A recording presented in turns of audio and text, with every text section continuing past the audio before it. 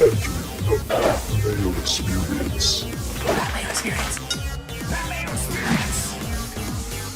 Mayo Experience. Welcome to the Pat Mayo Experience, presented by DraftKings. Week 11 picks against the spread. No more survivor selection, super locks, and of course, a Cust Corner mini halfway through the show. Reminder, if you haven't been doing it, smash the like to the episode, sub to Mayo Media Network, and help us time code the show down in the comment section. Something you enjoy, you want in the best of, boom, punch in that time code, we'll be good to go. Leave a rating and review on the Pat Mayo Experience audio podcast as well. And if you are a podcast listener, well, stay tuned for like 3 minutes from now, because I have some housekeeping to do with Geoff and Tim. Maybe we can get this going. If you want more gambling coverage for sports, head on over to thehammer.betterthehammerhq on YouTube and use runthesims.com/Mayo to get yourself 10% off. The Listeners League, that's now open. Let's go fill it up. Get those 3,000 spots filled. We do it quickly. Maybe we can make it bigger for the rest of football season. Geoff Fienberg on the line with me. Sir, I was thinking that maybe on Thanksgiving morning, that if you're available and Tim's available, I already do the Best Bet show with Cam and Rob, that we record the Best Bets, maybe go live for half an hour about the Thanksgiving games. What do you think? In. Okay, well that's 100% in. Well, yeah, you're not even supposed to be on the show yet. Oh, man. Oh, yeah. No, I'm in. That made me smile. Oh my God. And Tim just made me laugh. And I'm not gonna lie, Pat, like the gray clouds are here, the snow is here, it's a gloomy day. You know, you stay up too late, have some drinks on Saturday at my age, like it's Tuesday and I still feel dead. Like, oh my God.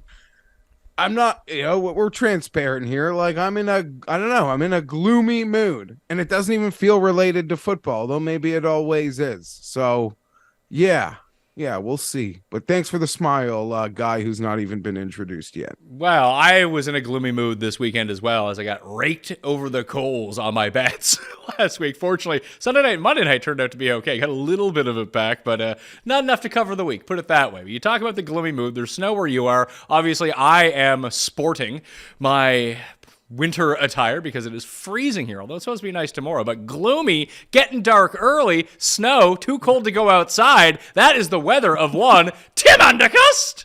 Tim Andergust. That's not my name, but as an indoorsman, I am delighted.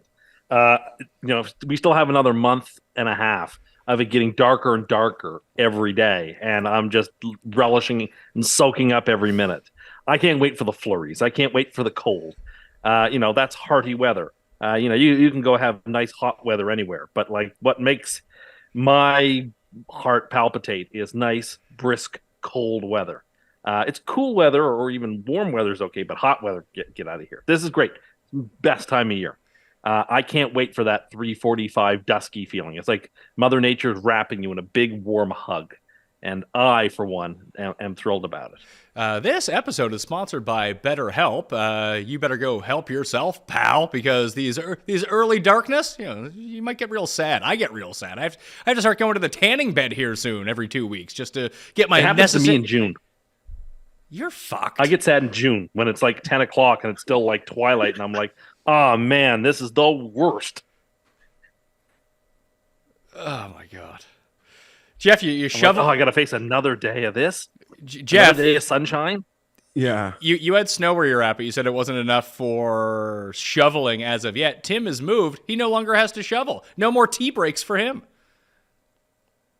No, but I will be helping out my grandmother when it snows. And you'll probably help out the building. If you see some snow on the walkway, I bet you'll get out there, right? Help the seniors. No, I'm not going to do that. But I am going to help elderly relatives and such who will need some assistance. Are you? I don't mind it because again, shoveling's not that. Shoveling's like one of the least annoying household chores you can do. I'll shovel for 10 hours before I'll rake leaves for 2 hours. Raking leaves is the worst. It is the least satisfying, least fun, most labor intensive in terms of like there's all the wrenching of the back and the picking up, and then you finish it, you think you've done great, and then like the next day it's as if you never touched it. So raking leaves is the worst by far. Mowing lawns, shoveling snow, if you do it smart, You watch out because people have heart attacks. It's very dangerous. You just take your time. You take lots of breaks. You shovel in front of you. It's a good, vigorous workout. Let it snow, let it snow, let it snow. Well, it's a good thing you don't And have to how long do shovel- you go before you take your break? Depending on the thickness and the heaviness of the snow, but 4 or 5 minutes. So how does 4 or 5 minute intervals correlate to 100 reps versus Derrick Henry and at fatigue levels? You know what? People lift weights in the same type of time frame.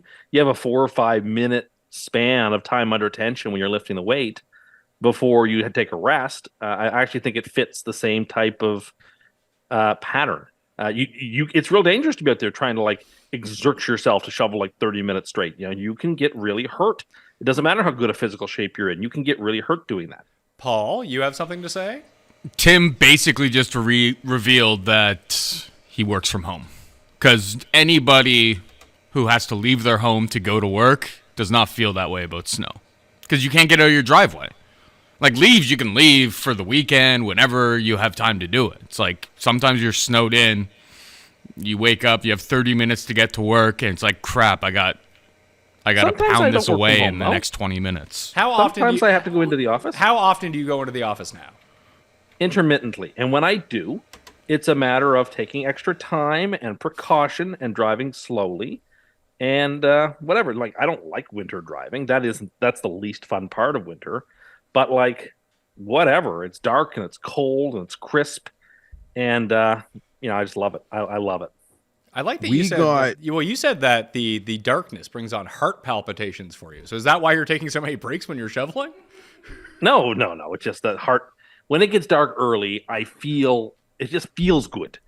I've always thought that. It's So I don't the know, blood brings me gets back to my going? childhood. The I remember blood gets going, you get night boners? No, that's not at all. Why are you turning this into something filthy? What are you doing this for?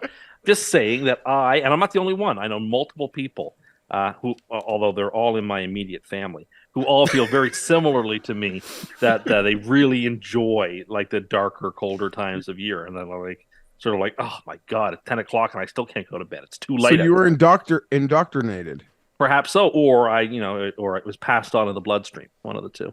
How is it that it's too light for you to go to bed, but you have to sleep with a nightlight? It's just hard to sleep out. That's not the same type of light, and you know it. It's very difficult to sleep when the sun is still out. For me, I find that very hard. And they're well, I'll get blackout curtains. Well, I have those, but I don't like using them. So you bought them, but I you have don't. my curtains Hold arranged. on. You bought them, but you don't use them.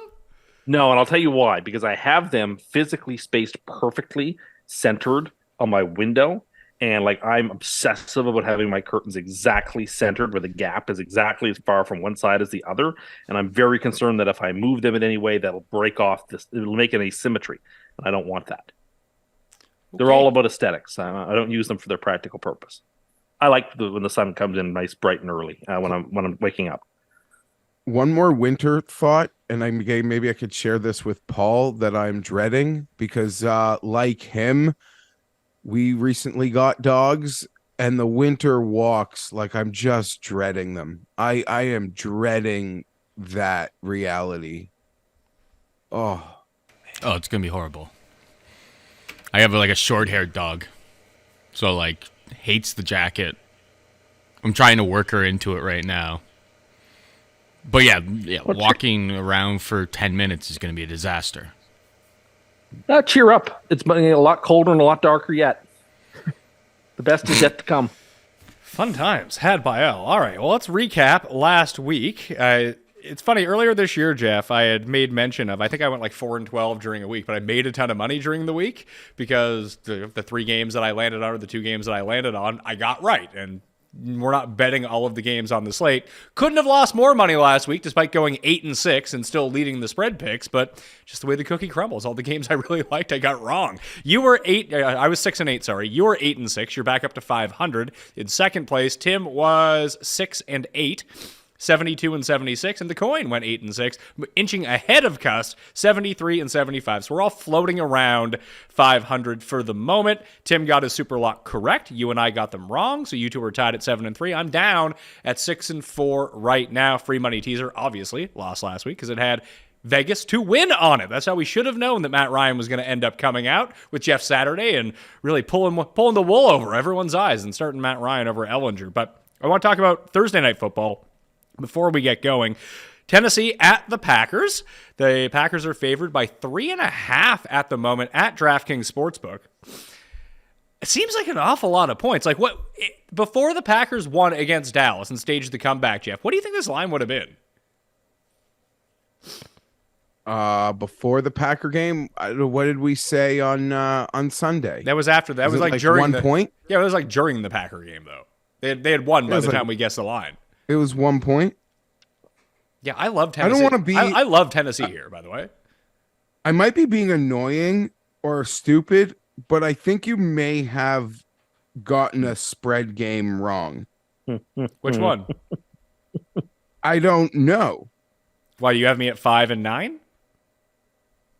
I have you at 5 and 9 and myself at 9 and 5. All right, maybe I counted one wrong. Maybe I thought someone covered that didn't. Yeah, that's all. I mean, now which game was it?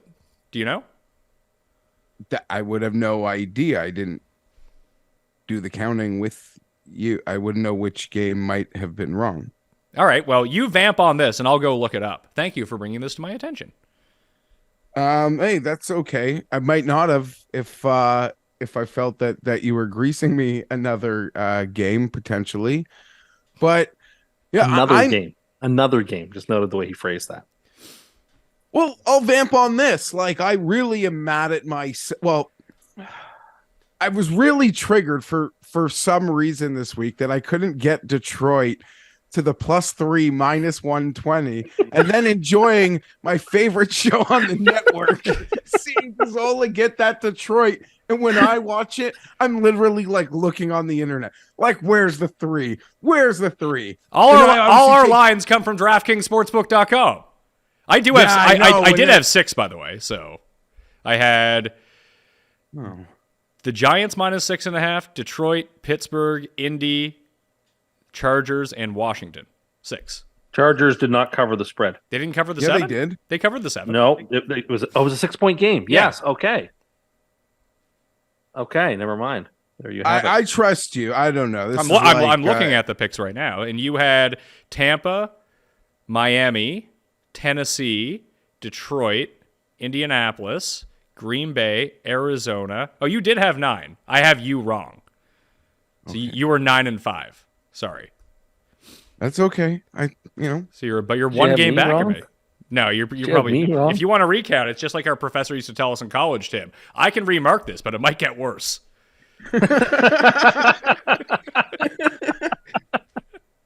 I reserve the right to move your grade down upon rereading. Anyway, I'm taking Tennessee +3.5 in this game, by the way. I'm very concerned about this game. Is it because you're not on the Packers defense to tackle Derrick Henry? No. I just... We saw this game last year, 2 years ago, and it was a rout. No, they're slightly different teams. It's in Green Bay. I hate picking against the Packers when they play in Lambeau. I hate it. The Titans have a lot of trouble scoring. This is the problem. To pick the Titans here, you have to assume that, I said this on Sunday, the Titans have a penchant for bringing people down to their level and making you play 14-10 games. Now, Green Bay can do that. They played Tampa 14-12 earlier this season. But they have managed to score some points in the last couple of weeks to cover some numbers. So, in the end, I think I have to play the Packers, and I don't like it. Okay. I'm gonna agree with Tim. I don't love it. I'm gonna play the Packers, a Lambeau home game on a Thursday night. I feel like this year we've gotten like 2 cross-conference Thursday nighters, which seems so weird to me. Although there is some level of familiarity since LaFleur essentially was the main guy behind what they do there now in Tennessee all those years ago. Yeah, Tennessee's in a great position, and I just think this is a bad spot game. They lose to the Titans, they go get that home win versus Denver.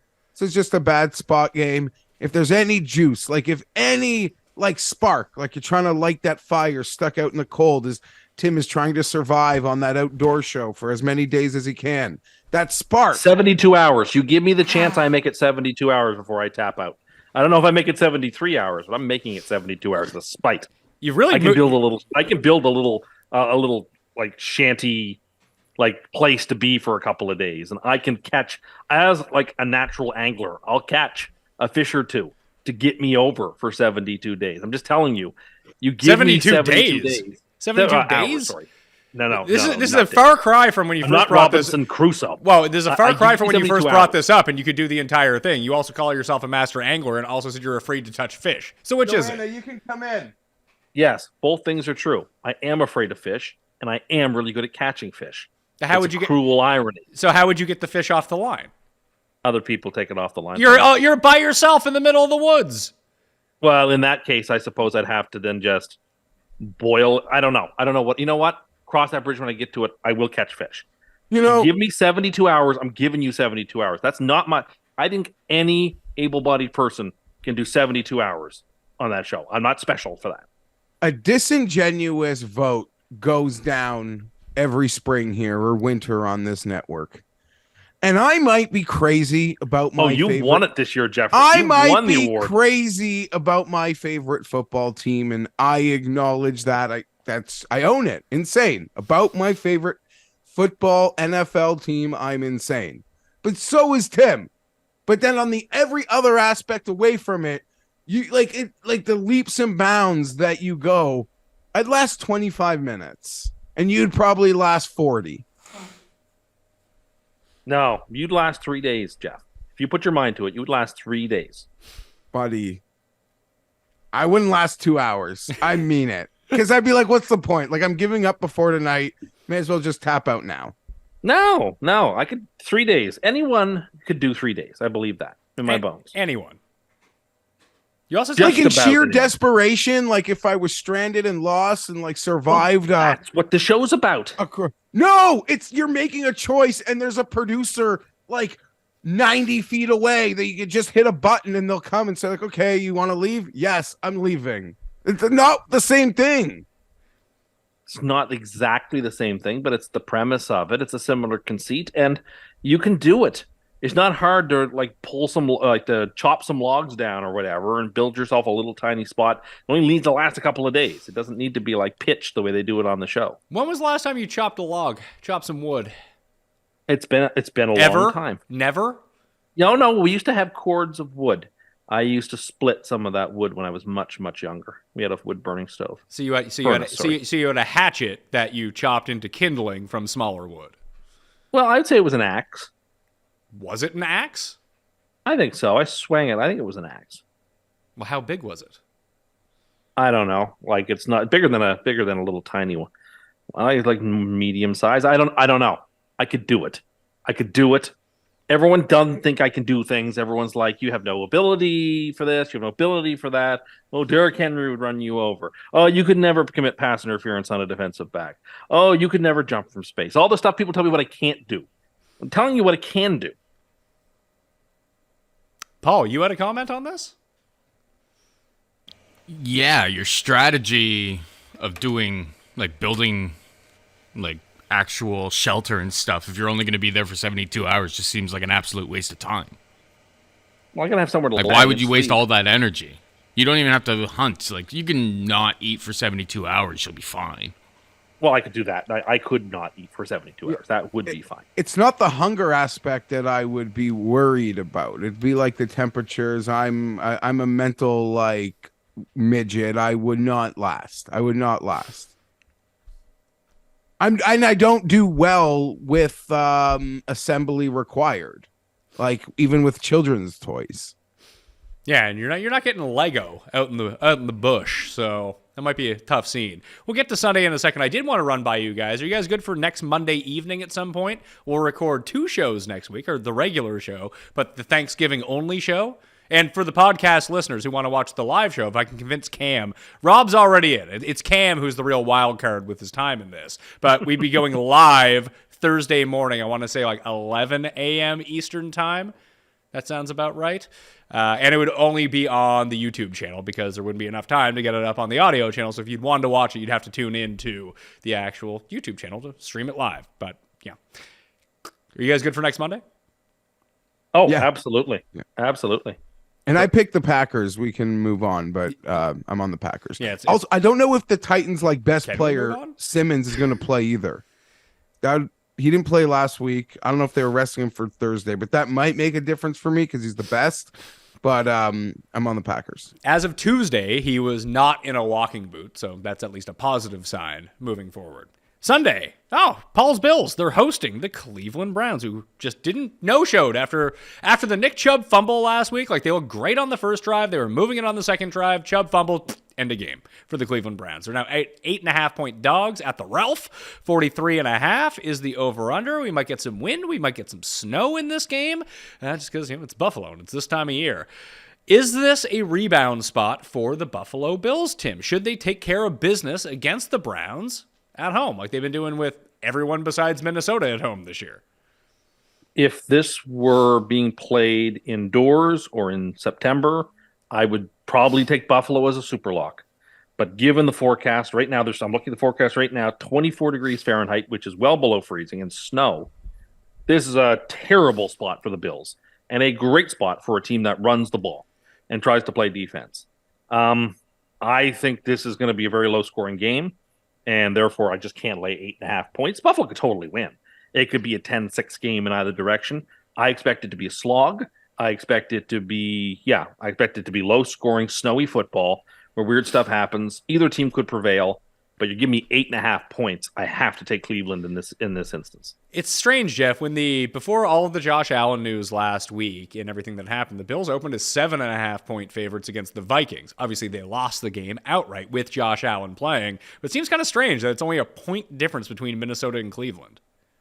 Yeah, I would agree. I can't bail on the Bills. I just can't. Not at home, not versus the Browns. Well, it might feel like a sloggy game. The Bills will make a play late that gets us over this number. I still believe they win the majority of their home games this year by those double digits. I think they had a 10-point lead and maybe in the fourth quarter last week. And that insanity. But yeah, I don't love it. But that was such a disheartening performance out of a bye from the Cleveland defense after the Chubb fumbled. I really like the Bills, and I think I've got this like it's nothing in a model, but I'm obsessed that they'll like kind of show us what they got. Angry Bills. I think we can cover this number. I'm not betting it though. All right. Well, I'm going to take the Bills as well. I think Tim's point is well said with the weather concerns, but I think it depends on how much snow is actually at this game. Like, if it's flurries, like you said, I'm not concerned about the Bills' offense whatsoever. I don't think it becomes a run fest.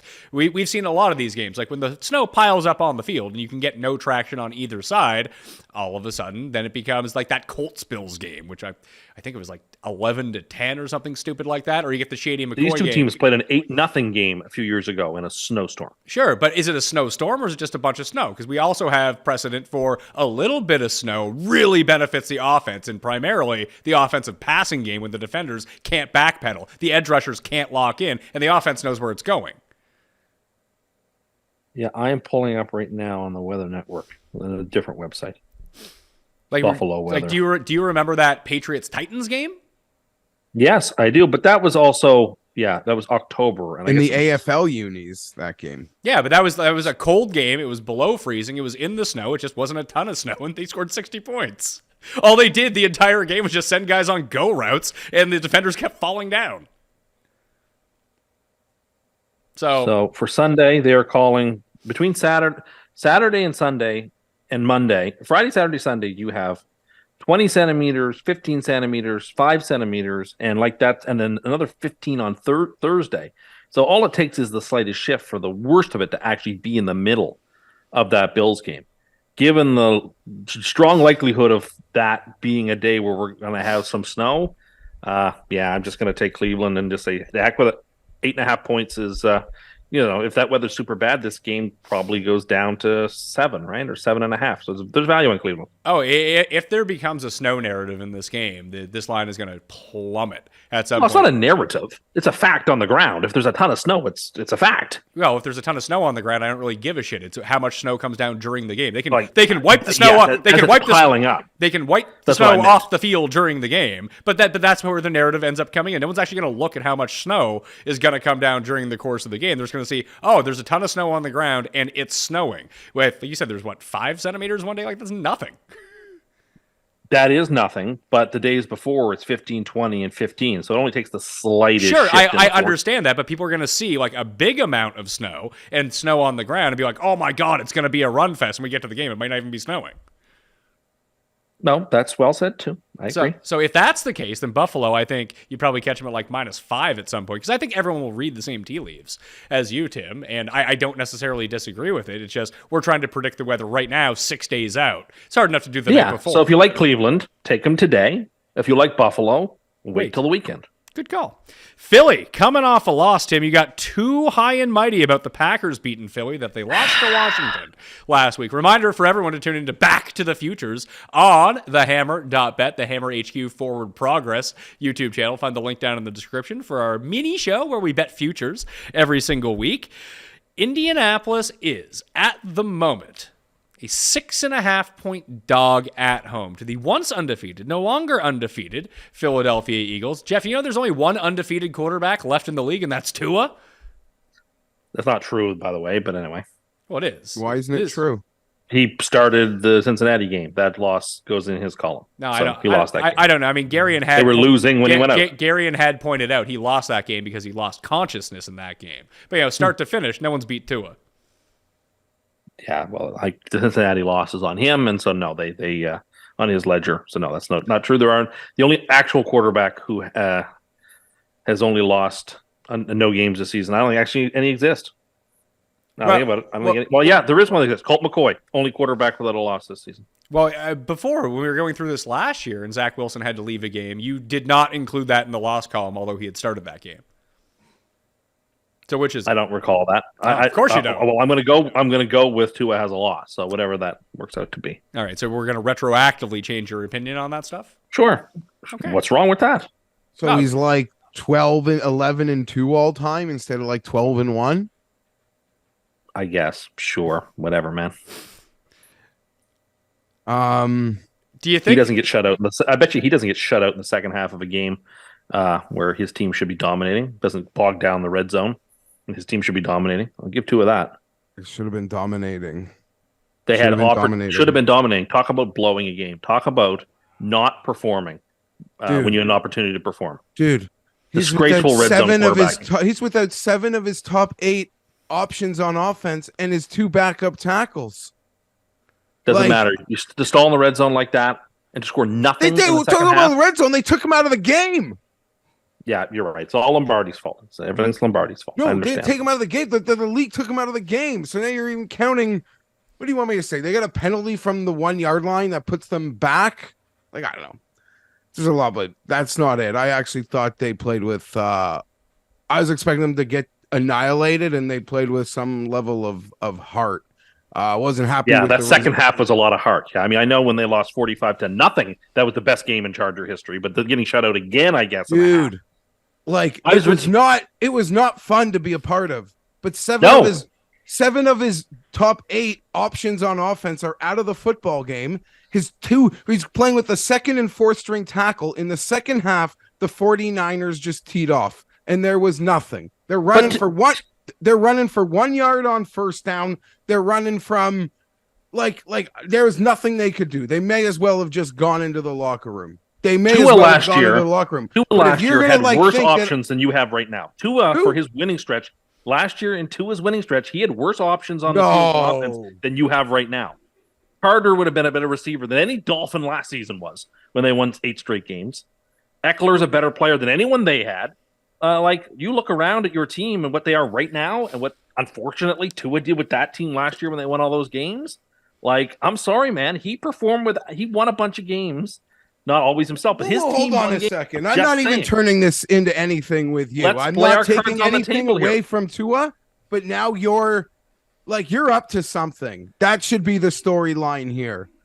Chargers got a lot of problems right now. Justin Herbert isn't one of them. He's just not one of them. He's simply not one of them. Problems. No, he's not a problem. There's not a moment in the Chargers game where you're like, I don't know if Justin Herbert should be our quarterback next year. I don't know. Maybe we should try to call Tom Brady. Maybe we should try to call Deshaun Watson. Maybe we want to move in the draft. Like, there's no conversation like that happening when watching the Chargers games. Okay? I agree with that. So let's like just but what are you doing? What are you doing now? Everything you insulted and called meaningless a year ago is now so relevant and great. Not relevant, but it's an argument. You're just up to something. Weight to it. There is some weight to it. You're up to something, and you're maniacal because we're talking about Colts versus Eagles, and you went here. Well, we have a show to do, and we're going to get to all of this. There's certainly stuff that no one was going to hide from today. So you're like, you are maniacal in that it's Colts Eagles, and this is where you want to do this. But I think Tua is great. He's in the MVP. Like, I don't know.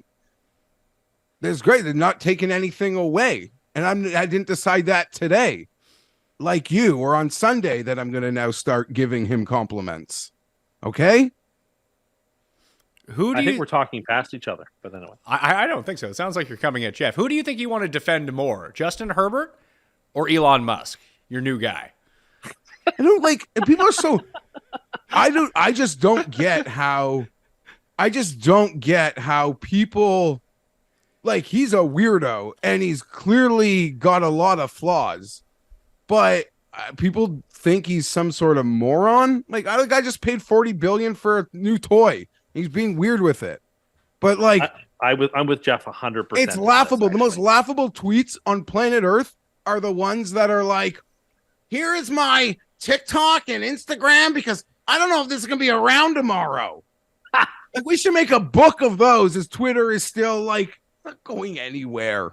People, that's all. I don't know. That's all.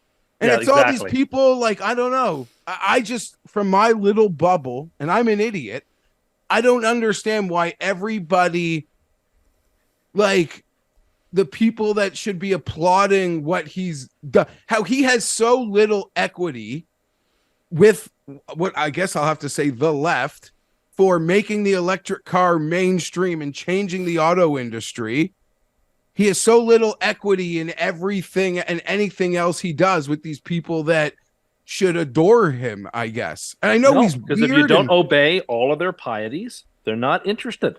He's so far from perfect, but like, to think he's not, I don't even care if he was born rich. He didn't like get lucky to get in the spot he got in. People like, he just kept pouring money at his problems. That's like saying like that's when the people bash the guy who wins all the DK because he spent a lot of money on DK. Like, it doesn't work like that. If it's so easy, take out the loans. You just throw money at things and make them huge.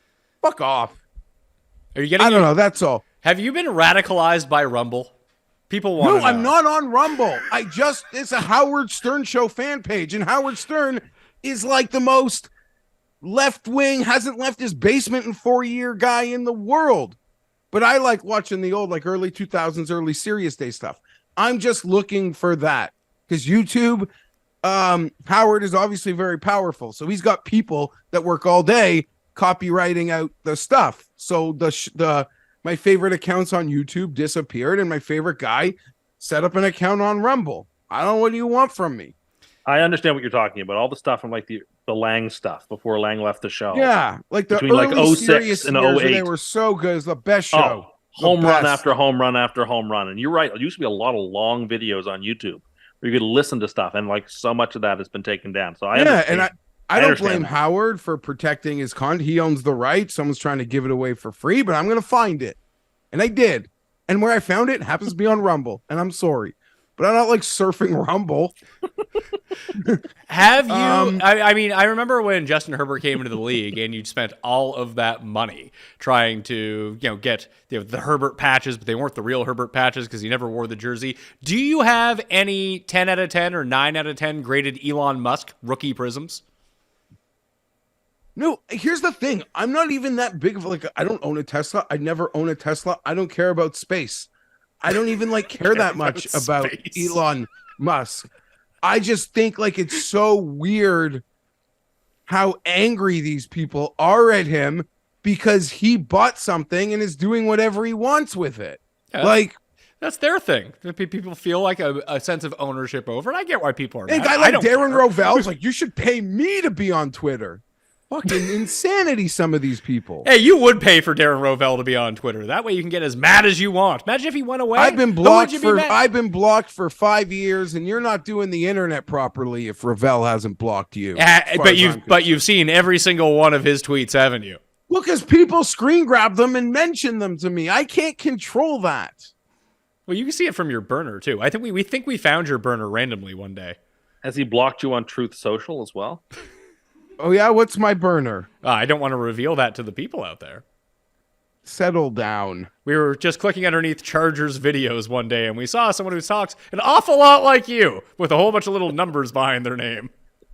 No, not me. It could be a Fienberg bot. I don't know. I suppose we should talk about Philly at the Geoff Saturdays and Matt Ryan's. Matt Ryan, you left him for dead, Tim, and all of a sudden he's sprinting down the sidelines. Back. Yeah, this line is stupid. The Eagles should be favored by a little bit more than this. The Colts are still a tragically terrible football team.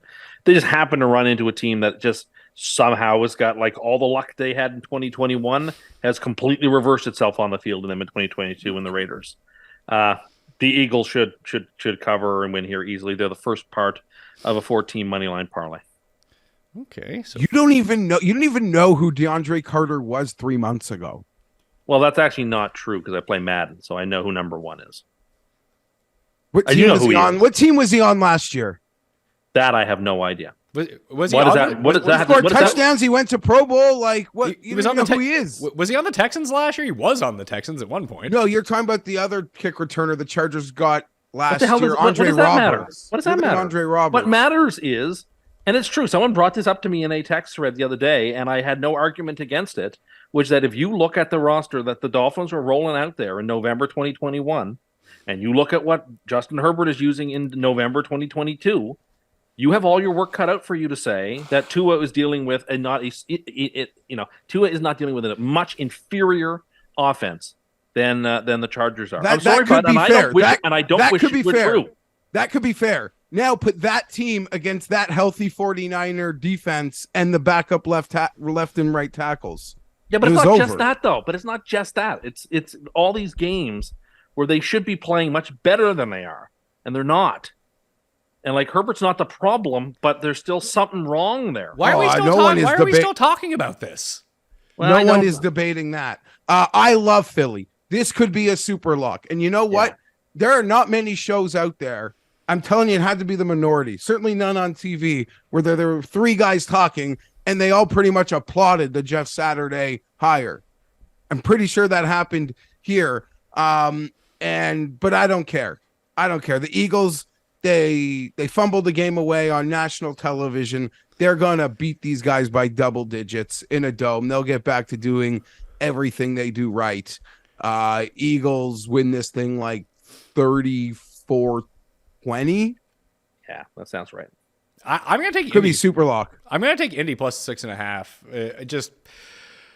They finally got punched in the mouth a little bit. It's now a short week, and I think that Goddard being out for them is it's a big hole in their offense because they got no one to step up after Dallas Goedert to play tight end. And he is a linchpin to what they do offensively and trying to create both running blocks in terms of setting picks for Devonta Smith and setting the edge a lot of the time. He's not the best blocker in the world, but once you don't have to account for a tight end in the receiving game, it becomes awfully problematic. We've seen teams gash them on the ground the past few weeks, which is not something that we would have expected from the Eagles, at least earlier on in the season. And one thing with Geoff Saturday, they're going to establish the run as much as possible. They have Taylor out there for basically every single snap, just running it head forward. I think they can keep this game close. And like the Colts have been doing all year long outside of the Ellinger games, really, they're just going to find some way to be within a score. And it's going to be oh my God, are the Colts going to win this game? And then maybe they will, but they probably won't. And end up losing by 4 or 5 or something like that. So the coin and I have decided we are taking the Indianapolis Colts as home dogs in this spot. Moving on. Ooh, Chicago and Atlanta. Atlanta is favored by 3 at home against the Bears. This was 3.5 for a lot of the week. I think when we guessed it, I think I said 3, or one of us said 3. But the more I think about this line, I can't believe it's so wide. I really thought this would be like a 1 or even hell. I mean, if you favored the Bears in this game, do you think you'd take any less action, Geoff? Probably not, but I also feel like we all were way off on this guess on Sunday night, were we not? Like, this one took us all off guard. I think so. The Dallas one took us off guard too. Yeah, although the more I thought about that, the more I'm kicking myself about it. Okay. Do we like the Falcons here? Because I don't. Yes. I think you have to play. I think it's a Falcons or you don't touch it game, personally. I'm with Tim. I don't even have many deep thoughts on it. No, just the Falcons... Bears can't be the right side in this game indoors. Falcons coming off a bye. Bears don't win any of these games that they play good offense in. Justin Fields could just not be stopped. That's what I'm scared of in this game. Like, literally Falcons will stop him. I go think Michael Vick in Atlanta, like just laps around all of them all day, and the Falcons can't keep up the scoring pace that what it seems like Fields might be capable to do if that's how the Bears decide to attack it. I think coming off the mini bye and having been slapped in the face with a very poor performance against the Panthers, that Atlanta, who I think we all think is pretty well coached, and they too want to favor the run, can shorten the game, can grind it out, and make fewer mistakes. And so Atlanta's the better team of the two, and they're at home and they're laying points. I like the Falcons here. The Bears play all these great games and they just keep losing. Bears are so great, but they just keep losing every single game. They should have lost to Carolina twice. The Chargers fucking suck. So the Chargers beating them doesn't, like, those are just two horrible teams that played. I don't know. I mean, they had a redeeming moment at home versus San Francisco, but San Francisco had like 13 starters out or something insane. They had the Bucks to the line. They had the Rams to the line too early in the year when the Rams were a lot healthier. We are so quick. 3 weeks ago, we were very laudatory of Atlanta, and now people seem prepared to put them to the sword. Well, not me. You do that to Carolina twice, I might be ready to put you to the sword. And I watched them play a full game versus the Chargers, who suck, and they couldn't beat them, and the Chargers tried to give them a football game. I'm still taking Atlanta, but I'm just letting you know they might suck. Okay. I don't necessarily disagree. It's Atlanta or nothing, because that was my initial reaction to seeing this line as well. But I don't know, just 3 points. I think it goes back to 3.5 at some point too. It seems like people like Atlanta this week, and I mean the Bears can continue to lose all of these close games. If you're going to give me 3, is Atlanta really going to win by more than? Are they going to win by 4 or more in this game? That seems, I don't want to say far fetched. They can do it, but they're not stopping anyone, and no one is stopping the Bears right now. No, except again, the Bears don't win any of these games. Yeah, but they're putting up 35-30. Like, their defense is horrible, granted, and Fields threw the game away to Detroit last week, and maybe that happens again here. But just offensively, like, this is actually, like, Detroit's defense is bad. Atlanta's might be worse. I don't know. Detroit and Miami both have bad defense. They scored a lot of points on them. Dallas's defense is, we thought used to be good, but maybe it's not as good as we thought. I don't know. I think it's going to be. I don't know. I just think it's got to be the Falcons indoors here. All right, I'm going to take Chicago +3.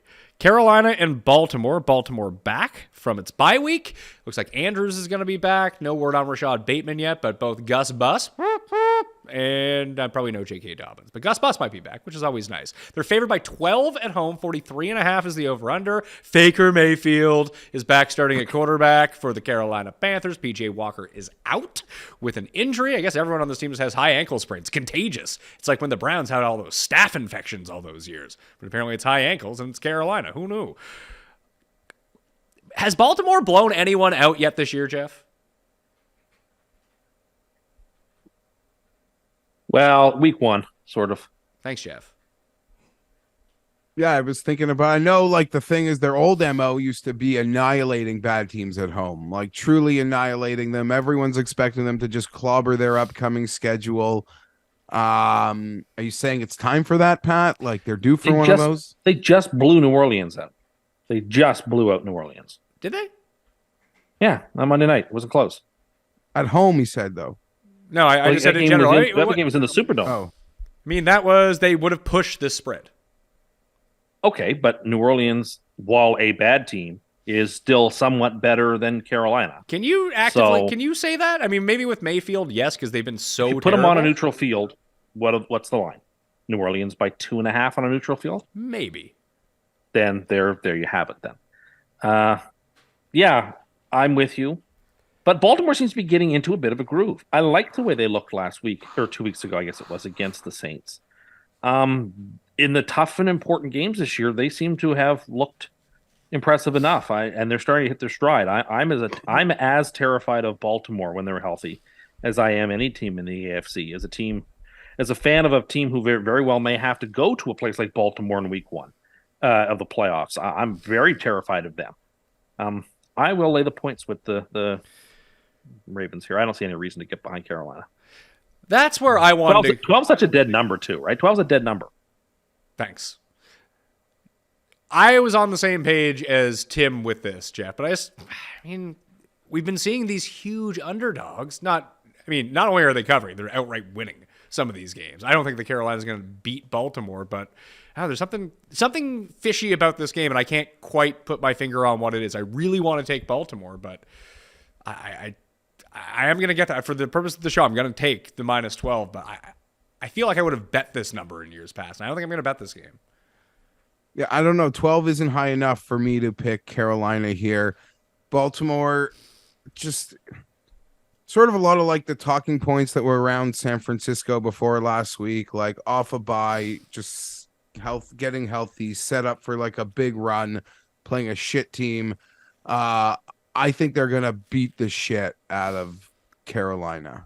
See, 12 is not enough for me. Okay, so let me ask you this then, because that's a round of Baltimore for everyone. Who is betting Carolina +12? Yeah, that's the only argument I would make to anybody is like play that side of it and just make that case that the books are like baiting a line or something, because no one on earth wants Carolina with 12 points. Yeah.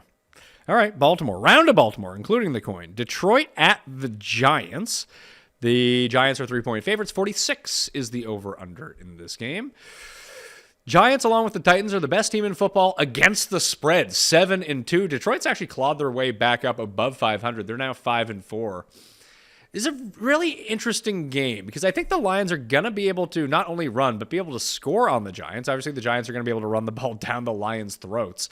Normally, I wouldn't like the goof outdoors, but they look decent last week outdoors in Chicago, and I'm far more fearful of Chicago's offense and the points that they can put up and make you come back in that game than I am the Giants. I feel like the Giants just want to win games 20-14. They're not going to try to win games 38-35 or anything like that. So I'm actually going to take the Lions, Tim, +3. I will take the Giants. I think it's a fool's errand to ask Geoff to go out there and cover or probably win outdoors twice in a row with this team. And the Lions have won 2 straight games. Of course, they've won every game since I picked them to have the fewest wins on the Best Bet show. That doesn't go unnoticed to me. This line is too short. This is saying these two teams are equal, and I don't believe they are equal. I think the Giants are definitely a few points better than the Lions. And that's not reflective in the spread we're getting. I think there's value to take New York. They play good defense. They run the ball. It's outdoors, going to be chilly, and the Lions again having to play 2 road games in a row. I don't like it. I don't like it whatsoever. Give me the Giants. What do you make of it, Geoff? I don't make much of it. I don't really like this game at all. I am going to lean to the Giants, although there's not any result in this game that would surprise me one bit. Not a single result here. If the Lions seem like they get their groove, that wouldn't shock me at all. I really wasn't impressed with the Giants last week versus the Texans, but I'm still going to pick them here. The main event of the week, potentially. It's got the cover art for this week's show. Jets at Patriots. Patriots favored by 3. So, Tim, they're calling them even, I suppose. You've been usually you dread these sorts of matchups, but you have not been dreading this matchup. You are ready to bury the Patriots like you were a few weeks back, and it didn't happen. But now you have time to get your revenge here. Usually you're sweating these, you're not confident, you're feeling good about the Jets, aren't you? Good is the wrong word. I am prepared and getting prepared. I want revenge. I want this game. I need this game. My team has had a bye. It just had, I mean, people talking all week about how, oh, the Vikings, the most impressive win of the year. They went into Buffalo and won. As if we didn't just go into Buffalo and win in a far more impressive way than Minnesota did. But of course, no, God forbid we get any credit for that. This team plays solid defense. They are up against a Patriots team which is offensively challenged. That if we don't, it's the same damn recipe that I spoke about 3 weeks ago. Do not turn the ball over. You cannot lose the game if you don't turn the ball over. You can't give the Patriots short fields where they don't even have to get a first down before they can put points on the board, which is what we did in our last matchup. That can't happen again. You had a week to prepare. You had a week to get ready. You know exactly what the offensive game plan is going to be. The Patriots don't really have the weapons to beat us unless we beat ourselves, unless we give them opportunities. Mac Jones's life should be a living hell for 4 quarters. We should be able to bring to bear all kinds of pressure. And if he bails out, we got Hall on the left, we got Gardner on the right. We've got perhaps the best 1-2 combo of corners in football. It's contestable. Maybe it's not. The Jets also contestably have the best defense in football. It's an argument. There's lots of things to say that this game, but the Patriots beat us a lot. And they beat us earlier in the year. This is a team Miami and Buffalo, they're nothing for Jets and for Jets fans to worry about. The Patriots keep us up all night. They're the team that bothers us. They're the Bowser at the end of the level. We don't care about all the other little mini Bowsers and all the other fortresses before we get to Bowser. We care about them. And they're not having as down a year as we would have liked. The offense is struggling, though. If Zach doesn't turn the ball over, we're going to win the game. And I want it so badly in Foxborough. I can't wait to see what type of dances we do at midfield. When we get that win, go 7-3. And like I always said to you folks, if we go 7-3, we're 1 week away from, at Thanksgiving week, punching a ticket to the playoffs, because 8-3 will get us there. So, got to have this win. Got to have it. Should have it. We are the better team, but we can't screw up. And Zach could ruin this game for us. He absolutely could ruin this game for us. It's within his realm of possibility. But if he doesn't, we should win. Past month, and Geoff. So I'll take them. Past month, Tim is right. One of the better defenses in football. Number 3 per defensive DVOA over the past month. Patriots number 1 in that category. Now, fortunately, the Jets actually have a semblance of offense because they can run the ball all right, and their passing without turning the ball over has been pretty efficient. So overall, they've been much better than the Patriots, who have like the second worst ranked offense, in fairness. But there's also that big gap that you like to talk about. Jets, 29th special teams. You know who number 1 is, Tim? No, well, New England, obviously. It is New England. That terrifies me. If we muff a punt, if we screw up a kickoff or something, kick it out of bounds, give them a super short field. These are all, I mean, those aren't turnovers, but they're like turnovers. That if we miss short field goals and give them, shorter, these are all the things that if we just play clean football, we can lose. But the question is, are we going to play clean football in Foxborough? With the Patriots season sort of at a fever pitch, they lose this game and go to 5-5. It's going to be a struggle for them to get into the playoffs. They'll be fighting for that last spot with, a myriad of other teams. So got to, I want it now.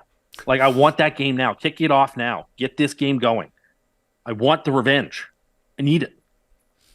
Feed me the revenge. So you're taking the Jets. I am. But if we lose, I won't be shocked because we can totally throw this game away if Zach plays poorly. Don't mess it up for me, bud. Don't do this to me. Please give me a good game. That's sort of where it's at for me, Geoff, is if the Jets don't throw the game away, they cover the spread. Not a problem. But we know what can happen in these circumstances, especially with Zach Wilson in New England, that all of a sudden this could be a 2-point game, tie game all the way through, and all of a sudden New England's winning by 14. Mm-hmm. All very well said. I so badly want to trust the Jets, pick the Jets. Feels like it could be easy. Also, if you trusted Mac Jones, maybe you'd say that pick would be a lot more comfortable to make. The comfortable pick to make feels like the under here. That being said, maybe there'd be a lot of turnovers in this game, and you'd probably lean to the over in turnovers, which could be bad for that under. I could see the Jets really taking the hold of this, or I could see the Sunday night show being like 2.0 Jets quarterback seeing ghosts against this organization. And it's not quite a full repeat of what happened 3 weeks ago, but just a basket full of stupid turnovers. I'm gonna take the Patriots, but I can't bet this game. But I'll be happy for Tim if they pull this sucker off. He needs to exercise this one and have that funeral he's been talking about for a month. I too am going to Absolutely. I'm going to take the Jets +3 as my pick on this program, which I host and sometimes I get to talk on without being completely cut off every single time. Either way, how long of a leash does Zach Wilson have, Tim? Like, let's say he throws 3 picks in this game, throws them out of it. Can they bench him? No, they won't bench him. Why not? I mean, I guess they could bench him in a game, but then they go right back to him in a week. I don't think so. I don't envision a circumstance in which it happens. I don't. The season finding truly out what he is and his ability to respond from multiple bad games, if he can or can't, should be the priority for the organization. You can't wait. I can't wait for Patriots All Access on Friday night. I'm all teed up for it. I can't wait. The lies that will be spoken, the half truths. What other special teams players? You're like an angry jeweler, like watching the Home Shopping Network as they're showing the Joan Rivers collection and yelling at it.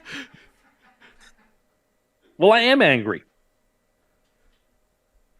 Like, I don't have access to what our similar TV show would be, but I'm sure it's not full as many lies as Patriots All Access is. Really? You don't think that the home team local cable show isn't very pro whatever team that they're covering is? I suspect in New York, probably not. Okay. You can tune to the SNY show and see how that ends up going. The show is produced by the Patriots. It's an infomercial. The Jets one would be the same. Who do you think is on that show, the Jets show? I actually have no idea. If like how many former players are on this Patriot show that you watched him? It's not mostly former. It's actually mostly current. Oh, really? Like Slater was on there, and like maybe one of their cornerbacks was on there, and Belichick was on there. I think it's mostly current players, to be honest with you, for the most part. They break down film. Oh, the Jets are so good at this. Like, stop it. Stop. You're not going to do any of this. You're just putting this out in the ether to lie to me. Why are you lying to me? But you do think what they're talking about, what you think the Jets are good at, they also think the Jets are good at, right? I don't think so. I think they're just saying that so that the Jets who are watching this tape, and they are, think, oh, this is what the Patriots think we're going to do. We need to do the opposite. And then they overcorrect from this. Paul? What does Tim eat while he rage watches this program? Did you reward yourself, like, to put yourself through this? No, I don't eat anything during it. Okay. It gets me too angry. Geoff, Tim told us earlier this week he was prepping by watching film of these teams. What do you suppose that entails? I have no idea. He's like watching like Brian Baldinger Twitter videos. Or like watching YouTube, a lot of old YouTube. Patriots games from like 15 years ago where they beat the Jets like 50-0 or something. I've watched a lot of YouTube videos. I'm watching a lot of YouTube videos. I'm getting ready. I want to be very well prepared for this game. Like, what are you putting into your search? Like, what kind of videos are you actually watching? Like Jets, Patriots, all the various Patriots games they played this year, and stuff like that. Why? Highlights of various players. Why are you watching these things? I want to be as ready as possible. Like this, it's a raw nerve, and I'm ready for it. Like, I'm sorry, it's the middle of November, and I have games that matter. I don't know how to do with myself. I don't know how to handle things. I don't have any muscle memory for this. I'm playing it all by ear. I'm doing my best. This is what makes sense to me. As someone who's like, it's like someone who's never seen before is then shown the color blue and has to describe what they're seeing. Like, I'm going through this kind of experience where I don't know what it's like to be one of the very best teams in football. And yet I am, and I'm watching this. And like, I don't know what to do with myself.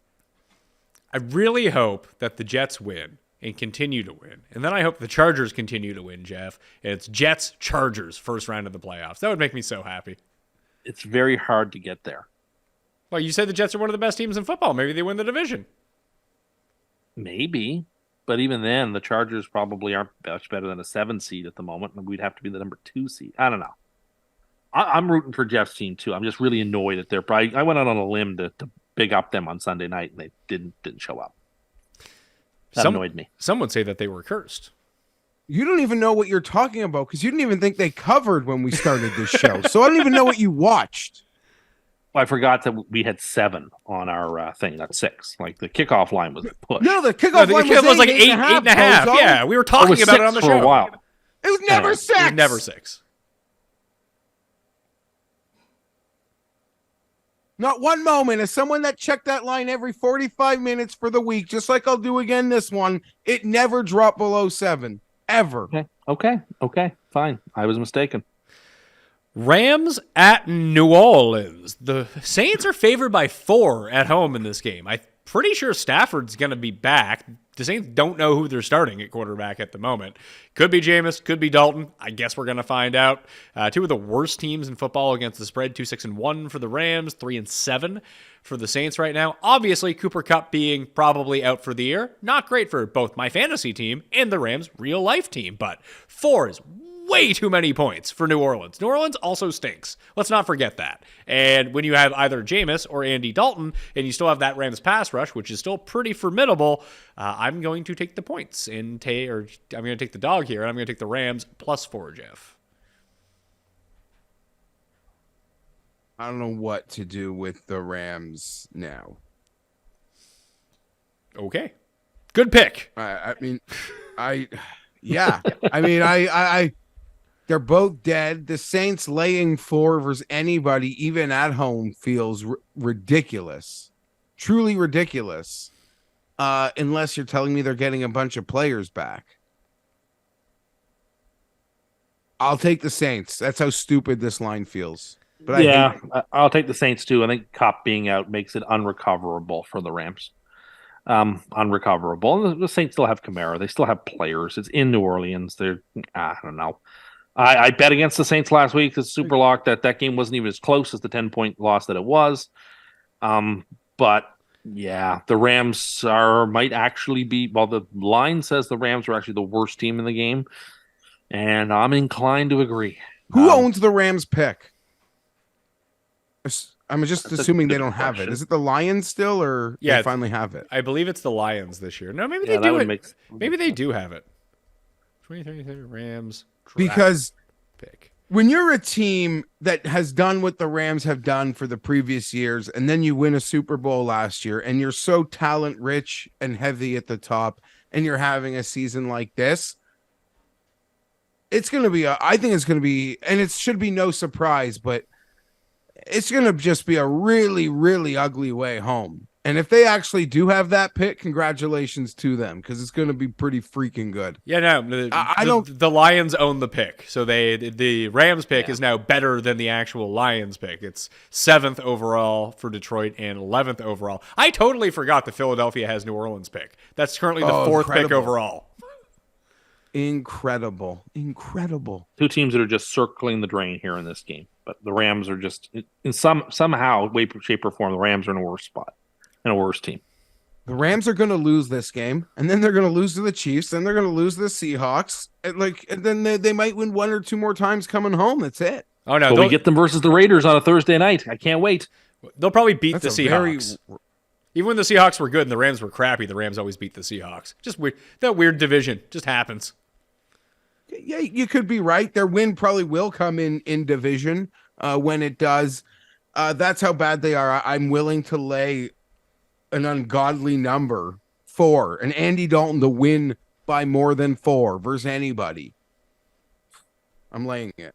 All right, so I'm on Rams Island by myself here. Fun times. It has not been profitable so far this year. Washington at Houston. The Texans are 3.5-point dogs at home against the Commandos coming off. Well, I guess they're firmly in the playoff picture at this point, but that really felt like they were all in. That was their Super Bowl. They could not really have played better, gotten breaks, had a bad game from Philadelphia, and It's not like they destroyed them in that game. They converted, 12 of 15 third downs. They converted every 3rd and 1. That's not something that normally happens for him. Obviously, the Eagles don't turn it over 4 times in a game. I was expecting this line after Monday night to be a lot larger. It's only 3.5, and it looks like Chase Young is coming back this week for the Commanders. The Texans just signed Eno Benjamin, who was just randomly cut by the Cardinals, by the way. It just popped up across my feed. Common sense says take Washington, right? But I don't know. I feel like they were short week, big win against an undefeated team. I think I'm going to take Houston plus 3.5, Tim. I'm on narrative Commanders. street. Yeah, fair enough. Go ahead. No, I'm just going to piggyback Pat. I'm on that narrative street. It feels I'm dumb enough to pick Houston here. And Pat, just like off that win. The letdown game, I can't avoid it. I don't know if I'll actually get real money, but I'm going to take Houston plus 3.5 at home. And then am surprised that it's not bigger. Maybe it does get bigger as people, get into their football stuff and recall watching the Commandos do that to the Eagles. Commanders are on my moneyline parlay. I think their front 7 or 8 will just be just destroy Davis Mills. I don't think he has a chance, and I don't see them scoring enough points to keep up in this game. The Commanders, have won 4 of their last 5, and they have the Texans, Falcons, and then the Giants back to back. They could win all 4 of those games, and it wouldn't be surprising to anybody. They're actually in a really good spot to have a shot at running at the NFC playoffs. Like, this is a game that that team is serious and it has some playmakers that it needs to win. I don't see this as a bad game. I see this as a game where a better team should take care of business. I'll take Washington, obviously, and I'm putting them on my parlay. I think they win the game very comfortably. Are you trying to curse Washington now because your first bet of Back to the Futures on the Hammer HQ was Washington under win total? I'm well aware of the troubles that is in. When they were 1-4, I felt like it was safely in the bank, and now I don't. I look at that schedule and go, my goodness, like 3-1, 2-2, or like worst case in the next couple of weeks. Like they're in a good spot, and it's frustrating as heck. But I want to take them here. I think they're the right play. They should crush. Hey, Geoff, what are you looking at on your phone over there? Nothing. Is it Rumble? No. I'm just looking. I just needed to confirm something.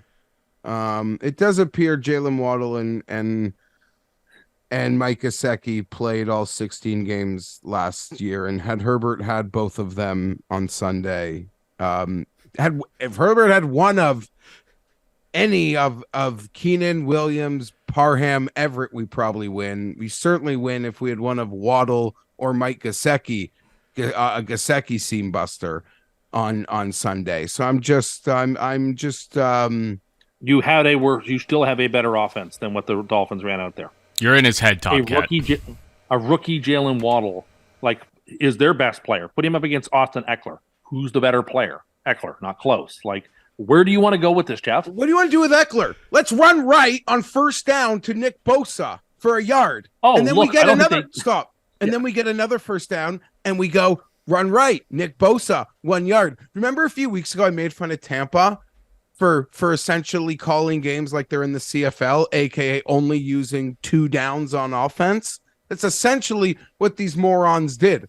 They went to halftime, and an excellent coach like Kyle Shanahan just completely annihilated these 2 little fucking tweeps.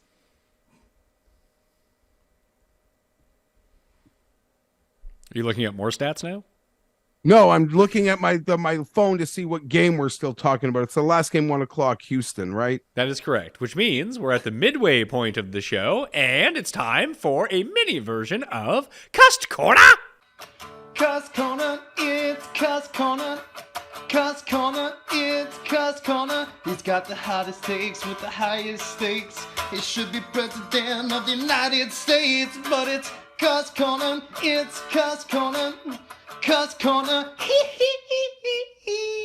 So I have 3 topics that I wrote down here.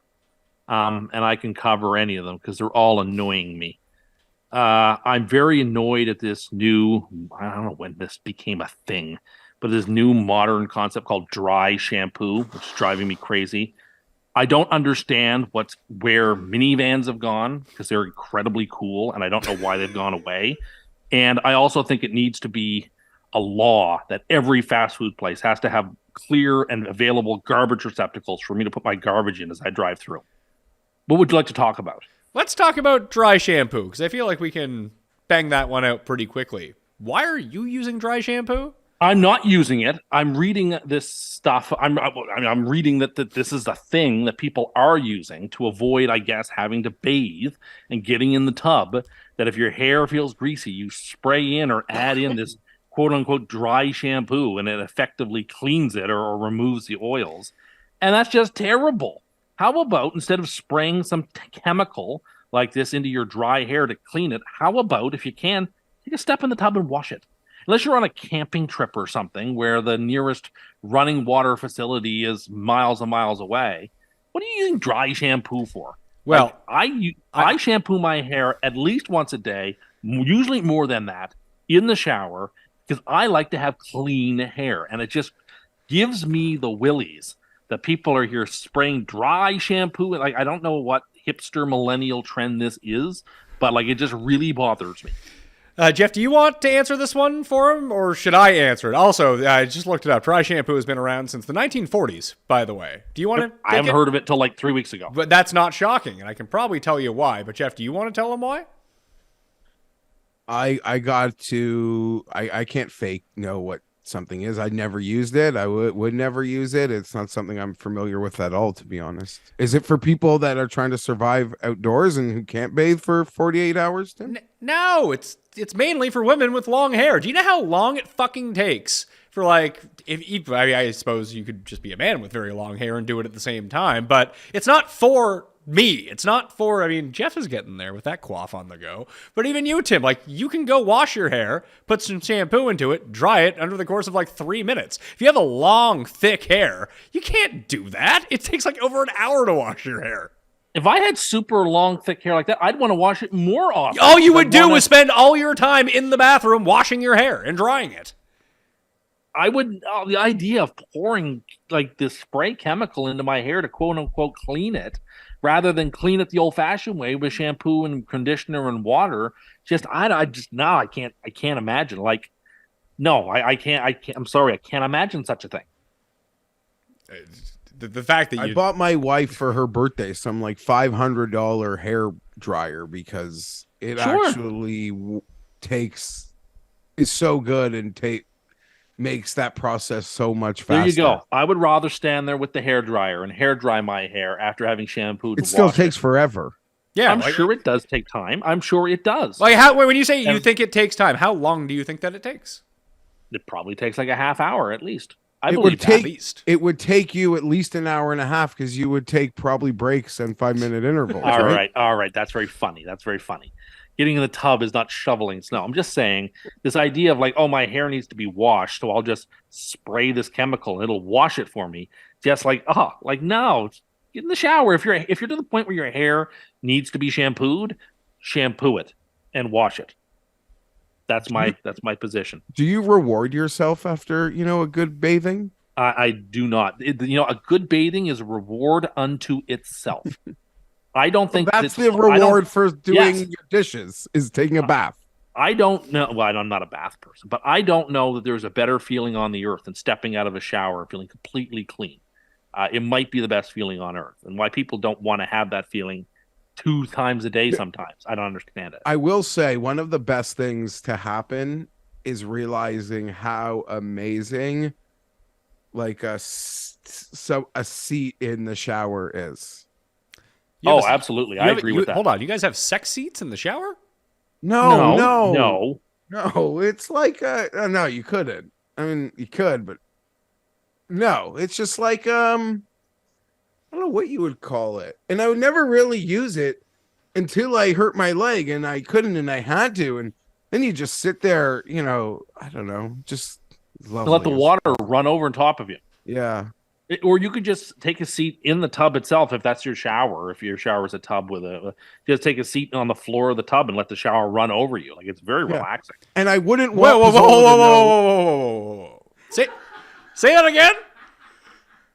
It's incredibly relaxing to just take a seat on the floor of the tub, like you're gonna have a bath, but have the shower head going instead, and just let that water like run over you while to start your shower, like to like get yourself wet and moist so that you're prepared to put the layer of soap and shampoo, and just like spending a minute or two just seated on the floor of the tub, letting that hot water from the shower just flow. It feels so nice and so liberating.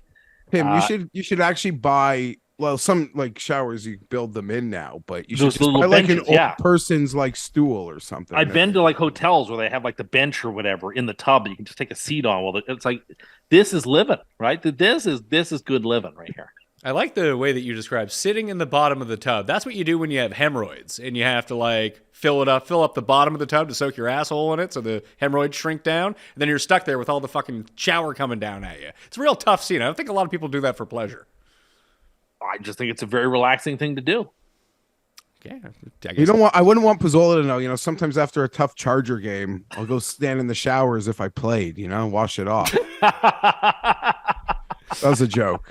Additionally, Tim, the dry shampoo doesn't clean your hair. No one is expecting it to clean your hair. It's for when it's called shampoo. Then it's called shampoo. Isn't like why is it called that then? It extracts the oil from your hair. Put it this way. Here's the same concept. It's the same concept of if you drop your phone into water and you're like, oh, although most phones are waterproof now, so let's backtrack like 10 years ago. And then you take your phone and you put it into a bag of rice and it extracts all of the moisture from the phone. That's essentially the same concept of dry shampoo. You put it on, like, if people had really long hair, for example, and they worked up a little bit of a sweat and your hair got a little bit wet or a little bit greasy when you were at the gym. If you had really long hair and you wanted to go work out for an hour, then you had somewhere to be. You don't have time to wash your hair because you would have no chance to be able to dry it when you went anywhere. So you spray the dry shampoo in it and then it makes it look like it's normal until you can wash your hair. It's a bridge for people with a lot of hair that it takes a lot of time to both wash and dry properly in order to get through the day because they have things to do. That's the best argument for it. That's the only argument for it. That's why it exists. No one's expecting you to go to the store to get dry shampoo. This is what I was interpreting it as. That they're wanting like people like me and the average person who has short hair rather than long hair to use it so that they don't have to bother to bathe, I guess, their hair. Like that's what I imagine was like some new age nonsense.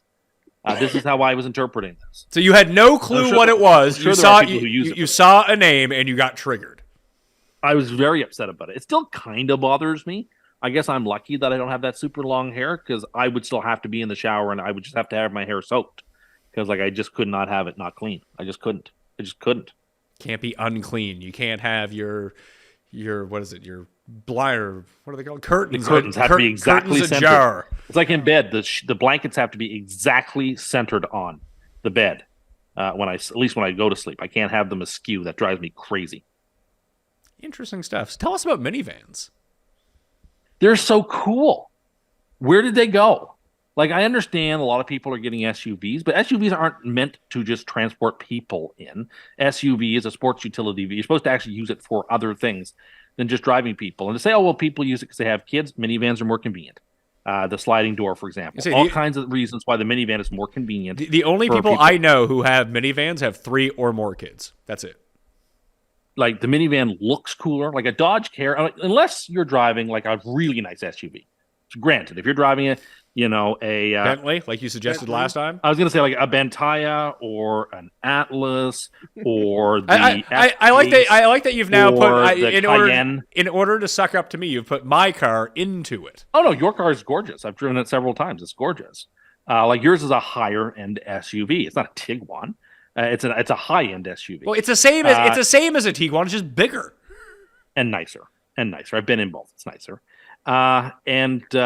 Like I get, but again, they're really not meant to just be people transporters. They're supposed to be a practical use for the SUV, right? Whereas minivans are about shuttling people, and they look cool. They're neat. I think a minivan is a much cooler conveyance than most SUVs are. I understand where they went. I don't understand why people have shied away from them, and I'd like to see them come back. They're practical. Did you think that PT Cruisers were cool? I loved PT course you did. Cruisers. Of course They you were so fucking cool. did. Particularly the ones that had the wooden steering wheels. Oh man, that was so cool. So cool. Why do you drive like the most boring looking car on the planet then? Because I also like the brand of car that I drive. I'm also not. I really like it. I'm not out here saying it's a luxury vehicle. Don't get me wrong. It's not. It's practical for me and what I need and the things that I use automobiles for. You could And have speaking of which, you could have a minivan. There's no reason why you I couldn't don't have a need it. minivan. I don't need it. But It's they're not so useful to me, cool. useful You should for buy me. one. They are cool, but they're not useful for me. Like there's also a practicality to the vehicle you buy. And the last point was that occurred to me today. It should be against the law not to have garbage cans available for people to throw their trash in as they go through drive-thrus. It's so convenient. If you can get a coffee or something, be able to roll down that window and just empty out everything you have in your console or in the back seat. I don't understand why more places don't implement it. You can have your different boxes for recycling and compost or whatever. But give me places to throw my trash. So I can actually answer this one for you of why people might not want to do it, because this happened to me earlier today. I went and picked up this Americano that I picked up like 3 hours ago. It's freezing fucking cold, but still absolutely delicious. Keeping me going later in the day. But I went through the Starbucks drive-thru and they had each of the different, you had your recycling, you had your garbage, and the woman in front of me decided to, I don't know, clean out her entire car in the drive-thru in front of me. Yeah, and you know what? I had both my coffees and was ready to go and couldn't go. I was stuck behind her and had to blast the horn until she eventually fucked off. I was hoping I'd give her a fucking heart attack or something like that. It's supposed to be behind, so they should well, be it like, wasn't. in So the line. Well, it wasn't. Fair enough. That is a problem. I was losing my fucking mind. So that's bad positioning, and I would agree with you there. The garbage. It's a drive-through. It's not a car wash. Yeah. I'm not saying it's a car wash. How dirty is your fucking car all the time? It's not dirty, but I have things from fast food places that I purchased or. So get out of your car, throw out your garbage, and go inside and get a Dasani. No, I want to be able to use the drive-through, and I'm paying for the product so that I can throw all my Starbucks cups in the trash. Yeah, but what? Various wrappers. Well, so you're throwing garbage from other places into their garbage? That doesn't seem like you're paying for that.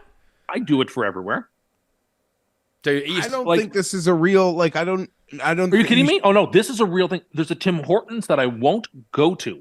That's a little closer to me than a Tim Hortons that's further away, because the Tim Hortons that's a little farther away has easy access garbage cans. Well, I'm not surprised this is happening based on how we know you like to clean up at your guest houses. Your car is probably full of trash. I don't understand. Why does the trash spend the night in your car that before you go to Tim Hortons the next day, it's still in your car and you got to throw it out at Tim Hortons? I don't understand. I'm not carrying my trash into the house. There's not garbage in your parking lot, yeah. by the elevator. I'm not bringing my garbage upstairs. I have a console. I keep the garbage in the console. Do you park underground? Yes, I do. So where in the parking lot? I guarantee you there's a garbage. But you need to have stuff in bags. I'm not going to be some person who throws loose stuff into a garbage. Why not? Thing. No. It needs to be in a garbage bag. Why does it have to be in a garbage bag? What are you talking about? It just does. So do you put it? Cup? Do you put it into a garbage bag when you go through the drive-thru? No. What the fuck is the difference? It's a garbage can. I'm just not going to do that. I'm not going to do that. I think people will agree with me on this. You get very excited when you're going through, and it's funny. I noticed this today. After I unloaded a bunch of stuff, the person behind me rolled down their window and they unloaded a bunch of stuff. People want that. It's convenient. They should just have someone out there just collecting your garbage and throwing it out for you. No. Look, again, you're being facetious. At Chick-fil-A, because it's so busy, they literally have order takers. You don't even order into a screen. You literally order to a human. But look, I finish a DC. I can't throw it out because there's still ice in it. So I've got to let it sit there to the ice melts. So I'm not throwing ice into a garbage. Why don't you just throw the ice out the window? Doing that. I'm not. That's littering. I won't do that. You think that throwing I don't ice? understand. Hold on. You think that throwing ice out your window is littering? Yeah, that's littering. I won't do that. You spent your entire fucking life flicking cigarette butts out your window, but ice is the deal breaker? Ice is the deal. Well, first, I would never do that in the car. I usually put it in the ashtray and then throw them. When animals pee outside, is that littering? They're animals, Geoff. Look. When it rains, is that littering? All right, fine. You know what? Fine. I'm right about this. People like when they go through fast food places that there are big available garbage cans for you to put your trash in. I don't think that anyone's denying that people like the convenience let's have them. of Let's have having them. them. Most places do have them, don't they? No, a lot of places, I'd say it's 50-50 at best. Okay, then whatever. And those Who of us who are in the cares? know, like, make a point. Well, I care a great deal. Well, it just sounds like you're a fucking slob. A great deal. Hold on a second. Why don't you just You buy? make fun of me for caring about not getting to see video of my coach's Monday press conferences. Yes, that's This foolish. is a lot weirder, I think. I think it's a different type of weird. I think it's maybe, but I mean, there's lots of people out there who have fast food stuff in their car, and they need to throw it out, and they're not going to like tote it around to heaven knows where. Like I want, like if I go get gas is also great for that because you can pile all that trash into the gas station garbage can. That's lovely. I feel the same way about like. I don't understand. All I know from this is a lot of trash sleeps in your car. Yeah. What do you got so in the much trash? console. Because, like, if you're getting something on the go and where are the wrappers going? Back into the bag they all came in. You just have the bags in the center console, and then when you go to a place that has a garbage can, why is the fast food place like the only place you want to throw out like your garbage? Like you can't throw. I don't understand. Yeah, and the way that you've just described it, you said you didn't want to throw loose garbage into a garbage can, but you just described it there. It isn't loose garbage. It's those already little in it. garbage cans It's already in a bag. those little garbage cans are designed for that. Why don't you just have a garbage You're can throwing in them your into a car bag. like I do? No, I don't. I mean, I understand it, but I don't want to do that. I want to throw my garbage out at places that have garbage things. Why don't you just step out of your car for a second, stop being a lazy bastard, and throw it in the garbage at the fast food restaurant that you're already at?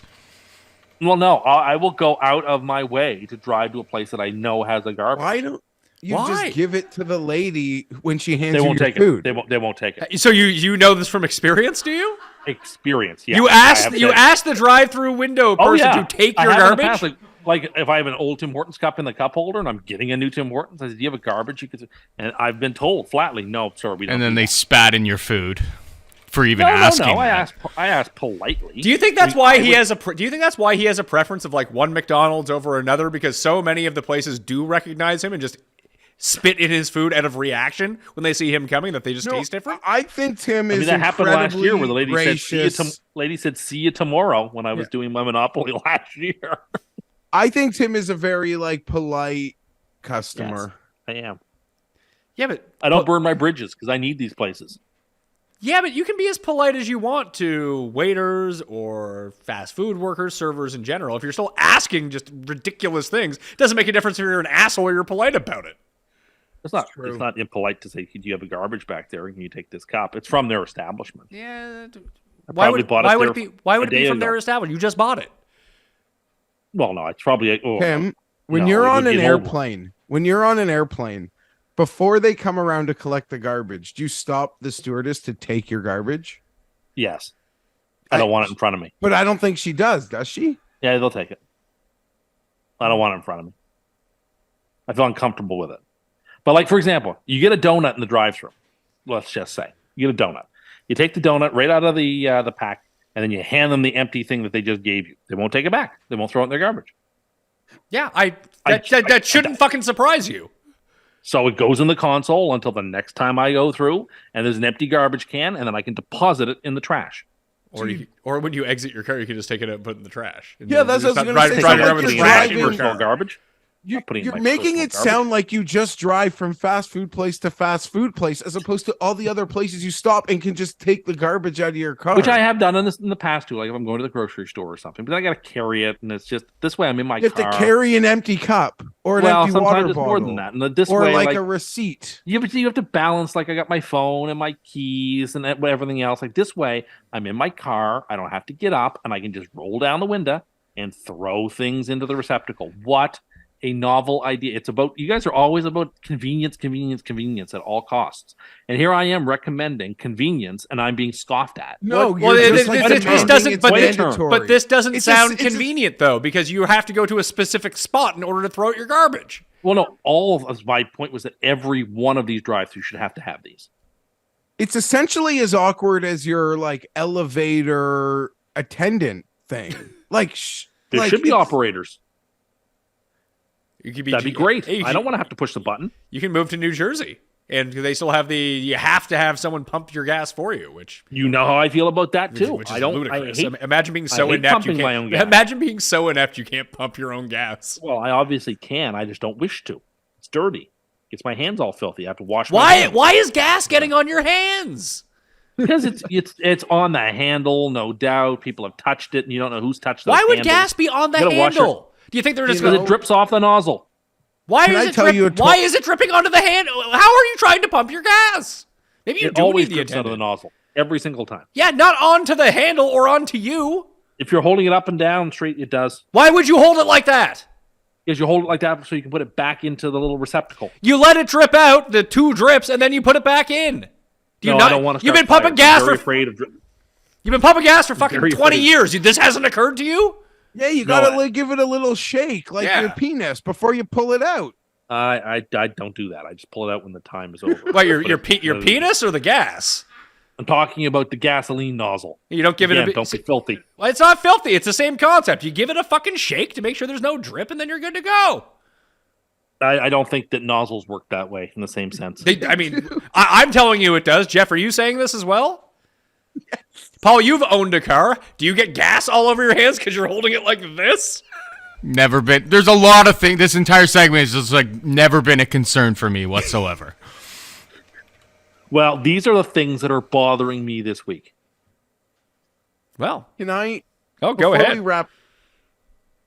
No, I want to ask Tim if we could extend this with one thing that he was a little reluctant to do on Sunday, and he kind of got out of it by, saying he didn't have his phone with him, but I'm sure his phone's with him. Can we just get one random? Can you read us one random tweet in your drafts?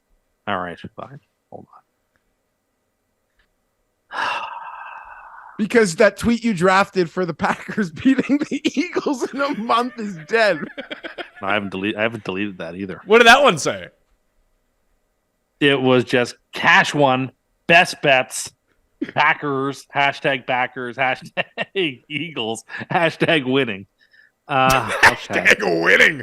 I mean, the use of hashtags pretty retro to begin with. We're going full sheen on this? All right, here we go.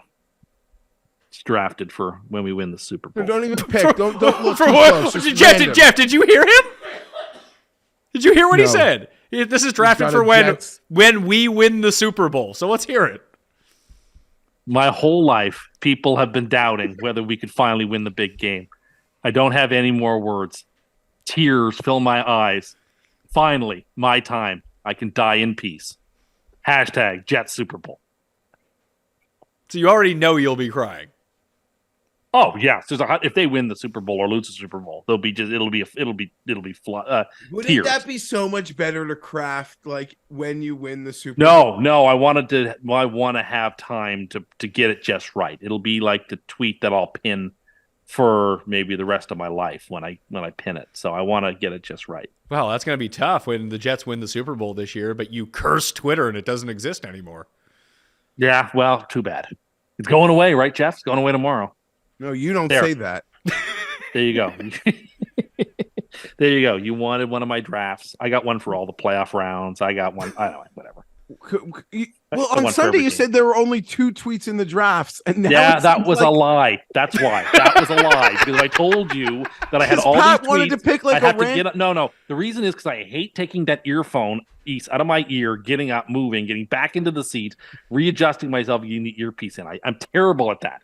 And if I told you I had these tweets in there, you'd badger me into getting the phone, which is on the other side of the room, which I would have done, and then I wouldn't have been able to get the earpiece in right, and it would have been a disaster. So for production reasons, I felt that I couldn't do that. But no, I have like 20 saved tweets. I have one for every game we're supposed to play. That's a all lie. season. It's at least 50. Outside of the I Jets, think what it's else do you have drafts for? Because I like the now, it's idea just- of Pat just Yeah. picking a random number between 1 and 50, and you just randomly. Right read now, it. it's just Jet stuff. You I don't say think I have that, but you anything. lied to us on Sunday, so I don't believe you. Well, fair enough. Okay, like I can understand why you would say that. Did you have Let me scroll through. did you have any red wave tweets in your draft for when that was definitely going to happen? I had a couple. That didn't come to pass. Those are gone now, though. I've deleted those. The people need access to these so we know what's not going to Absolutely happen in the future. That's true. I lied, Paul. I do have I knew one it. non-Jets one here. What is it? I Bills got it one, lined or up is it for 201? December. It's for December 21st. Darkest day of the year. Some say it's the year that brightens me up the most. # winter solstice. That's what I have written here. Tim's going to be sitting around winter solstice, the bottom of his tub, just soaking everything in, having just a nice seat, getting moist, as he said. Sounds like a fun time. Anyway, I have tweets ready for every one of the games for the rest of the year. Good and bad, or just good?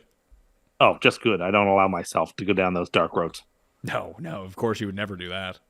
All right, late set of games. Raiders at Broncos. A real watchable contest. Broncos by 2.5. 41.5 is the over-under. Is Josh McDaniels actually going to be fired? He can't be fired. Didn't we talk about this? That like Mark Davis is kind of poor and he can't afford to pay all these people? You would think that's a believable narrative. I for the moment believe McDaniels will be the coach next year for sure. Can you bring I have back? the same opinion.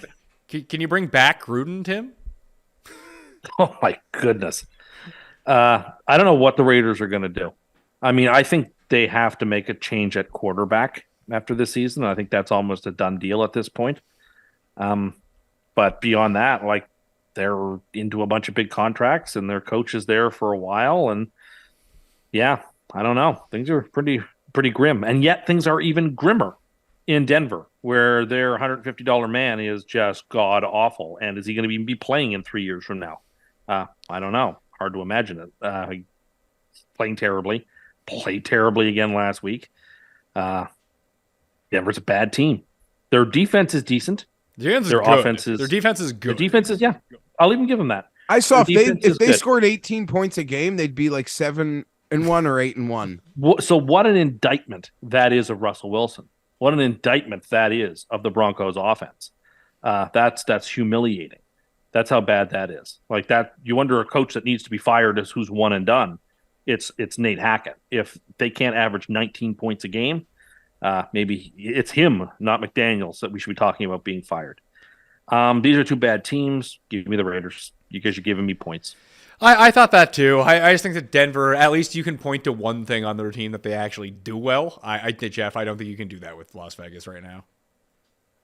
No, you certainly can't. And I feel like I could be a week or two from really needing to cheer for the Raiders. Oh, God. Because I don't want them picking in the top 4 of the draft.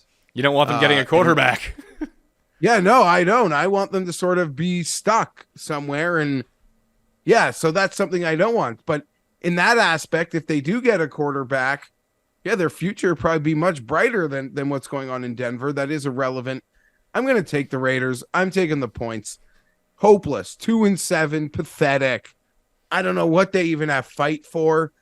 But I'm just not laying points with Denver versus anybody. I don't care. Past 4 weeks, Denver is the 18th best team in football. Vegas dead last. So if that can, I mean, listen, that can always flip depending on who ends up showing up. Maybe another week without Waller and Renfro. Maybe things are looking up for them at this point. I wonder if I assume locally, have they turned on them? I still think that they're pumped to have a team. That'd be my guess. Agreed. Yeah, they're not turned on them yet. No, I don't. No, I don't mean turned on them. I mean, the reality is the crowds are second worst to the ones in SoFi these days. That there's not even home crowd to boo them. It's just all visiting fans happy. That sounds positive. That sounds like a positive experience. No one's booing you. That sounds great. Anyway, I'm the only one going with Denver apparently. Cincinnati at Pittsburgh. Steelers are 5-point dogs at home. Bengals coming off a bye. No Jamar Chase. He's still on crutches at this point. 41 is the over-under. I'm taking Pittsburgh +5. It's shortlist for Superlock. I feel like we've already seen this game happen in week 1. The Bengals turned it over 5 times. And no, they got to overtime. But they couldn't win that game. But the only way that they actually moved the ball in that game, Tim, do you remember how they did it? Deep passes? It was just turnovers from Trubisky in the second he half. turned it over like 3 times. Yeah. In the second half, it was just, where's Jamar Chase? Let's throw to him. He'll be open. And he was. That's all fair, but you know what? They scored a ton of points 2 weeks ago against the Panthers, and they're coming off a bye week. And, revenge is in mind here. Bengals win by a touchdown. They cover the number. I like Pittsburgh, and this game reeks, Pat, because we all sort of have this last memory of the Bengals just annihilating Joe Mixon, things working. Then they get to go on bye week. I have a feeling this spread is going to move much like that Cowboy-Packer spread. I can see and it. It's not going to make sense. But I agree with Pittsburgh. I think it's at that 5. I think we end closer to 3.5, 4 than we do of getting to 7. Even though the talent levels and the public perception would tell you maybe people really would lean the Bengals here. I'm gonna take Pittsburgh at home getting these points. This could be a critical game for tiebreakers. The Bengals are 0-3 in division right now. They've lost to each of the teams in the AFC North. Isn't that like the second tiebreaker, Tim? It's like head to head. No, but that's only in the division. First tiebreaker in division, but they're also AFC losses. So AFC record will matter. AFC losses and division losses are a double whammy for you because of it. To that point, which I have such little confidence that I don't even really go there in my thought process, but it would probably be in the best interest of the Chargers' fleeting hopes that the Bengals continue to lose AFC games. Also true for the Jets. The Bengals have the tiebreaker on the Jets, having beaten them head to head. So I would be delighted to see the Bengals lose a game because someone's got to win that North. Let it be the Ravens at this point. But this could even be one of those Fienberg specials where the Steelers cover and the Bengals win by 2 or 3. Nice. I love a Fienberg special. The old Fienberg, the same game parlay. Yeah. So are the Bengals on your money line parlay, Tim? They are not. Okay. I think they're only going to win by 2 points. So. Consider this. They beat the Jets 27-12 with Flacco starting at quarterback, I believe, right? Yes, but that game was not that game was convincing. The Jets were never in it. Sure, but that's with Flacco playing quarterback. They beat the Dolphins when Tua got knocked out in that Thursday night game, and they won that game 27-15. Their other 3 wins have come against the NFC South. Yeah, they've been shaky this year.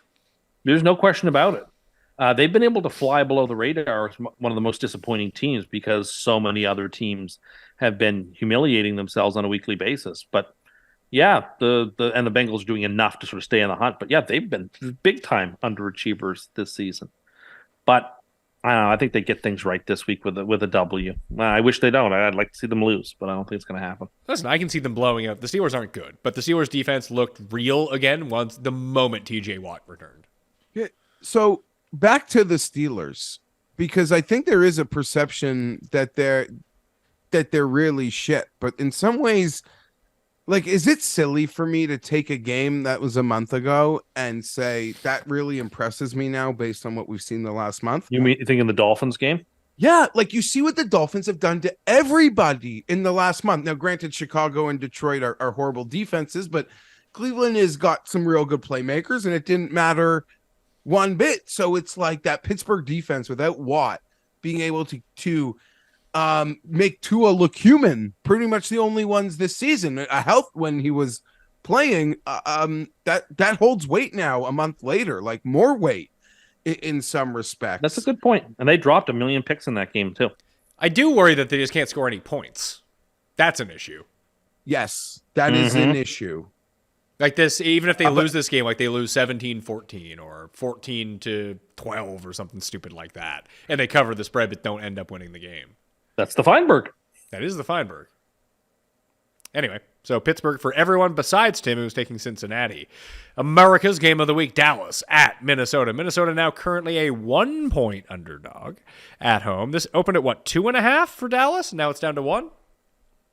Yeah, the spread's going the wrong way. Dallas should kill them. Dallas is probably going to be my super lock. Yeah, but no one. I love Dallas here. Yeah, okay, fair enough. You think that the spread should be going the other way. It opened at -2.5 for the Cowboys. We did this on Sunday night and tried to guess the lines. We all had Minnesota being favored. We did, and then as I gave thought to it, as I was driving home that night, I was going over the bridge, and I was like, you know what? You're an idiot. Dallas is so much better than that garbage Vikings team, which is 8-1. But reminds me of Titans teams in years past that were 12-4, but like were just god awful and got embarrassed in the first round of the playoffs. Like this Vikings team has one or two electric players, but they are a house of cards, and everybody knows it, and the books know it too. By the way, everyone anyway, I don't care. The game is in Minnesota. Dallas should have won last week. I don't understand. I didn't get to see enough of that fourth quarter because we were getting ready for the show to really be able to explain to you what happened to that defense to allow that receiver to just go crazy in the second half and then for them to lose that game. But Dallas should absolutely devour them in this game. Dallas is better on offense in terms of their talent level. They're better on defense. I expect Dallas to smother them. I think the Vikings are in very, very tough here. And the whole world is watching Kirk Cousins, and I actually think the Vikings are going to be a popular side. Clearly they are. The money is moving towards the Vikings. I think most people are going to be on the Vikings. That's foolish. Give me the Cowboys to win and win comfortably. They're on the money line parlay. Can I go? Yeah, go. It's simple. I'm not as dramatic about the Vikings as Tim is and them being frauds, mainly because I own heavy futures in them and I enjoy them picking up these wins and they can enjoy their playoff spot in a wide open NFC. That being said, this one just feels easy. They had their signature win last week on the road in Buffalo. Dallas in that, America's game of the week spot, lays an egg late versus the Packers. Easy role reversal here. Dallas on my short list for super lock, and I am ride or die Vikings, especially because my favorite team is dog shit, that I might just be a Vikings fan come Monday. Well, your second favorite team is in the playoff hunt, Whatever, man. Oh, if you I don't can't get excited anymore. If you can't cheer for the Chargers, you can cheer for the NFC Chargers because that's always a lot of fun. I like Dallas too. Bingo. Dallas took all my money last week. I'm going back to the well with them. I do worry about this though, because you see, like the money is coming in, the line is shifting towards Minnesota. That could just be a correction for one thing. It doesn't necessarily mean that someone like hammered the 2.5 out of the gate, but that could also be a large bankroll players, large syndicates saying, hey, we'll take the Dallas we'll take Minnesota minus 2.5, keep hammering this because maybe it ends up flipping. It ends up becoming like Minnesota minus 2.5, and then we'll bet that and try to hit the middle. There's always that element of it as well. But do you think the public will be on Dallas or Minnesota?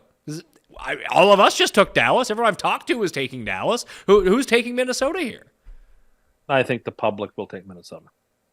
I don't either. They just saw Dallas lose embarrassingly against the Packers in America's Game of the Week, and they saw the Vikings win what everyone's calling the greatest game of the year. The public thinks about it just like we do, the zigzag. Interesting. Okay, that's an interesting theory. That's my thought on it. The public will look at it the same way we are. There's a definite zigzag in play here. Yeah, and like you look at it too, like Dallas was up by 14 in the fourth quarter, and they blew it. They let that game get away from them. The amount of random things that had to happen last week for Minnesota to win that game is mind-boggling. That people are just like, God, they keep getting away with these close wins. It almost makes me want to take Minnesota in a weird way.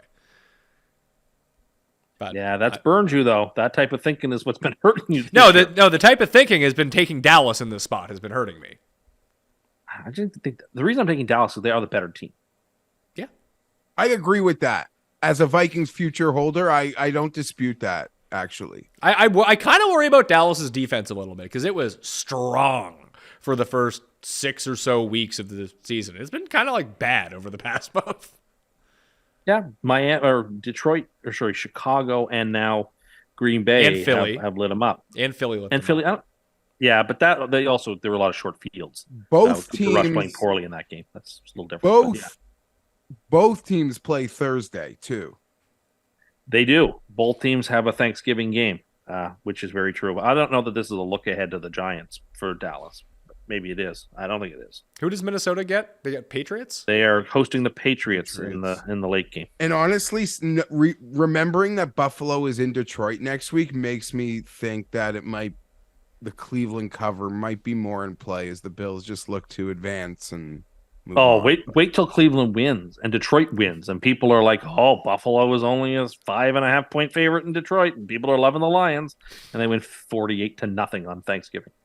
What was the spread when we talked about the Cleveland and Buffalo game? Was it 8 or 8.5? 8.5. It's 8.5. It's 8.5. I'll write down 8.5 for the purposes of our picks. In real time, it's actually already down to 8. Yeah. Has it been bouncing? No, makes sense. Oh, Sunday night, your team again, Geoff. Yeah, join us on Sunday Night Live, Pat Mayo Experience, 7:15 p.m. Eastern Time on Mayo Media Network. Like and sub to that, or catch the replay afterwards. It's gonna be me and Cust and Gary and Thorne on the show next week. So yeah, we can preview this game because Geoff, we don't want to put you through the anxiety ringer 2 weeks in a row with your team on Sunday Night Football. Yeah, I don't want to do it. Yeah.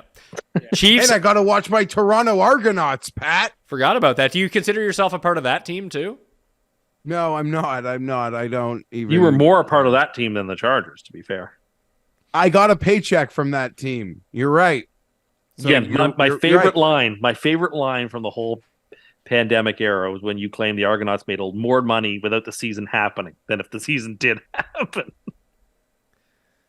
You want me to expand on it? Because it's 100% true. Oh, I believe it. I'm 100% with you. I just think it's a hilarious factoid. To own the Toronto Argonauts, you're pretty much just owning the right to pay the debts. And there are multiple CFL teams who you could say that about, and there are a few that actually do quite well. Let's talk about Sunday Night Football. I just think it's a very physical. We just keep. I don't know. I don't have any confidence. Maybe Allen and Williams and some guys can come back, but I don't know. Everything just feels like a lost cause. Oh, Makes no. That's sad. It's frustrating, and I don't even get excited to watch. Like I just watch. It's like, yeah. I don't know. They've beaten it out of me. I'm convinced they will die I will die without seeing them win anything. Like I've come to the realization they are. I've had those. Whatever thoughts about people my team said too. this year, whatever people said, like not like the take on the Chargers will just not be good because they're the Chargers and horrific things will happen. Like it's just the most 100% bang on truth. Like I don't even for an injury prone team and franchise, it feels like they've taken it to a whole new level. They had to play the San Francisco 49ers in the second half with 3 defensive linemen. Geoff, that's called a 3-4 defense, okay? With no rotation. Maybe don't cut Jerry Tillery. No, I hope, buddy, cut him or push him down the stairs. Get the fuck out of here. See, the Raiders grabbed him. Good for them. Oh, so they have I was Tillery, saying they have mean things. Denzel Perriman. Here we go. They're just rebuilding the Chargers defense. Great news for the Raiders. I said some critical things of the Chargers. Let me say one nice thing about Herbert in particular. The throw he made on Sunday night to Carter across the field, leaning in the opposite direction, is a throw that I don't think any quarterback in the NFL but Herbert could make.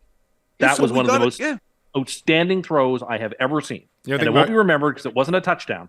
But oh my goodness, that throw was worth the price of admission. He's beautiful, and they have to find a way to utilize him properly or better or make the most of it. Yeah, that was incredible. That's where like you lose the game and you're like, well, he can do that, but we got to figure out a lot of other things. I mean, I'm not happy with how the game went, but how I expected the game to go, it actually went way better. And you guys know how I expected that game to go based on last Tuesday and the Sunday show. But something clearly happened at halftime of that game. Like one coach watched and knew exactly what he needed to do and did it and utterly dominated. And another coach didn't have a clue. And his college buddy, offensive coordinator, didn't have a clue either. But the 49ers looked at it and said, do this, do that. They got the tackles there. We're going to suffocate that pocket in 1.5 seconds. He's got nobody. And it doesn't matter. And they couldn't do anything. And to literally run the ball on first down 5 straight times for 1 yard, you should go to the guillotine in the fucking town square, buddy.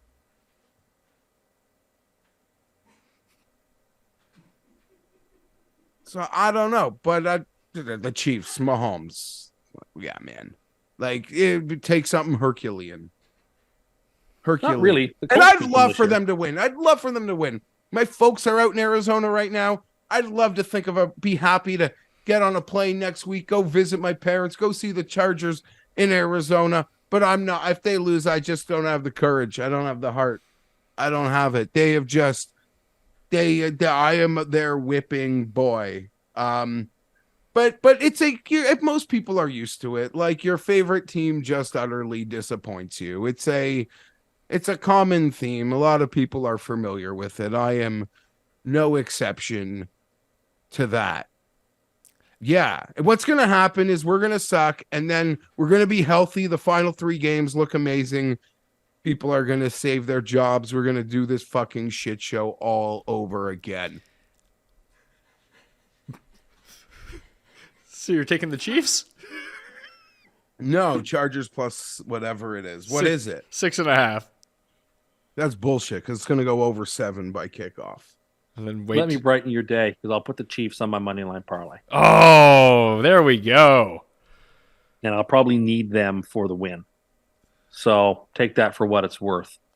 I'm rooting for you, Geoff. I'm rooting for you. But at the same time, that was a game they should have had last week. And like in the first half, they could have really put the game almost away in the first half if they could have executed. And I just feel like they just didn't. They were just a bit sloppy. Yeah, it was the penalty after that play you're speaking of, that like Herbert play that there's not 5 guys in football. Like 6 if you're being generous can do that. To the 2-yard line, they didn't end up getting a touchdown. They got stuffed. Then they took a penalty. And then it's, 3rd and whatever from the 9. And sit on my thumb and rotate would have been more entertaining. Continuing allowed that guy who was the number 1 tackle coming out of high school to just get beat time and time again by Bosa one-on-one was less than an effective strategy. He held his jaw. For a bit. In the first half, he kind of seemed like something was working. But like I said, they went into the locker room and they have competent coaches. And it was a very easy fix, whatever they did. Because after that, we did not have a second to do anything. And you know what? I'm actually proud of the defense. Like that goal line stand late. Like there are a lot of great, I think, plays from their defense. And we didn't give up the huge touchdown. But we got killed. I don't even want to look at the numbers because they'll just break my heart. But I think Jimmy was like 5 of 6 on 3rd and 7 or more. Some of the best play I ever saw, but we suck. We suck. We ran like the 0 blitz, and this one offensive lineman took out 2 Chargers with one guy.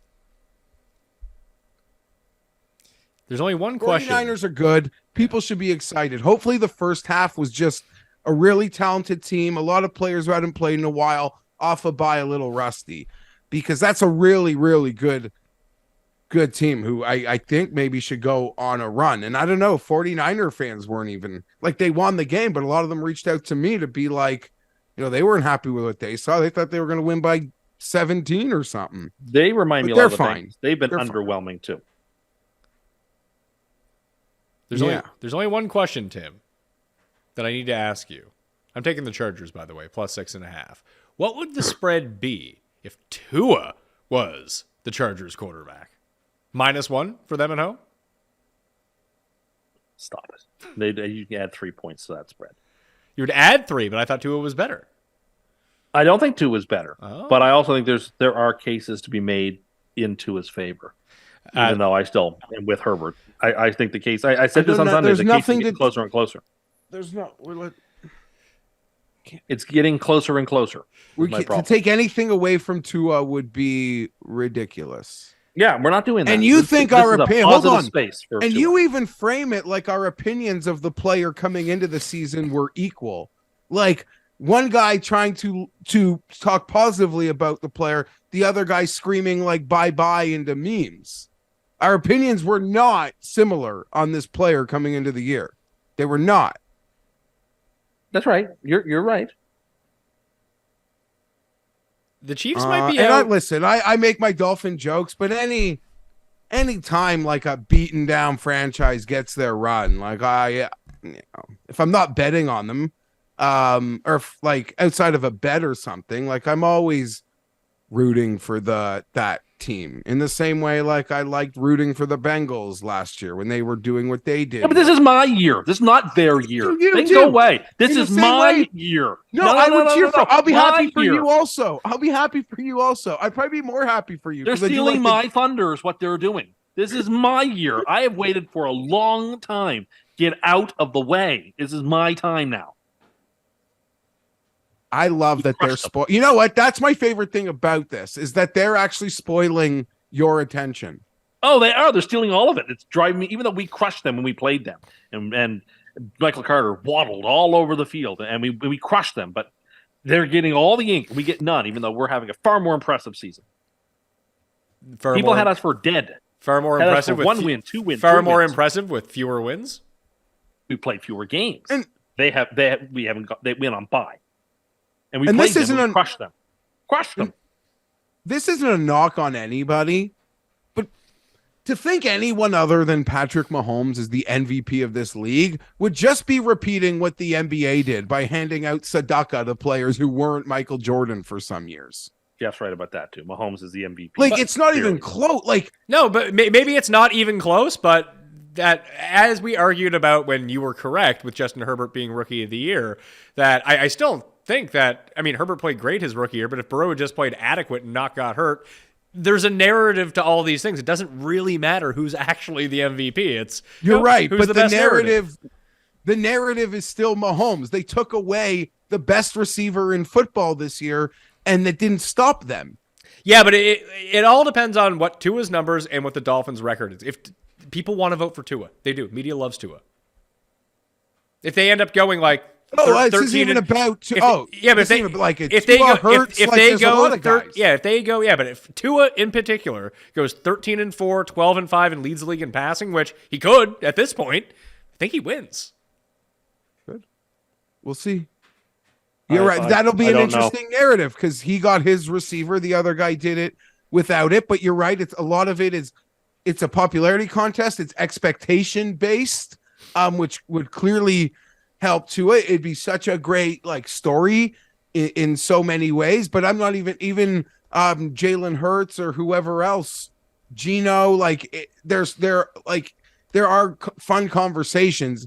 Patrick Mahomes is still the best player on planet Earth. 100%. So that's all I was saying. No, that's no, all I was saying. 100%. I agree with you on that. No, everyone would take Patrick Mahomes over everyone. That's just how it is.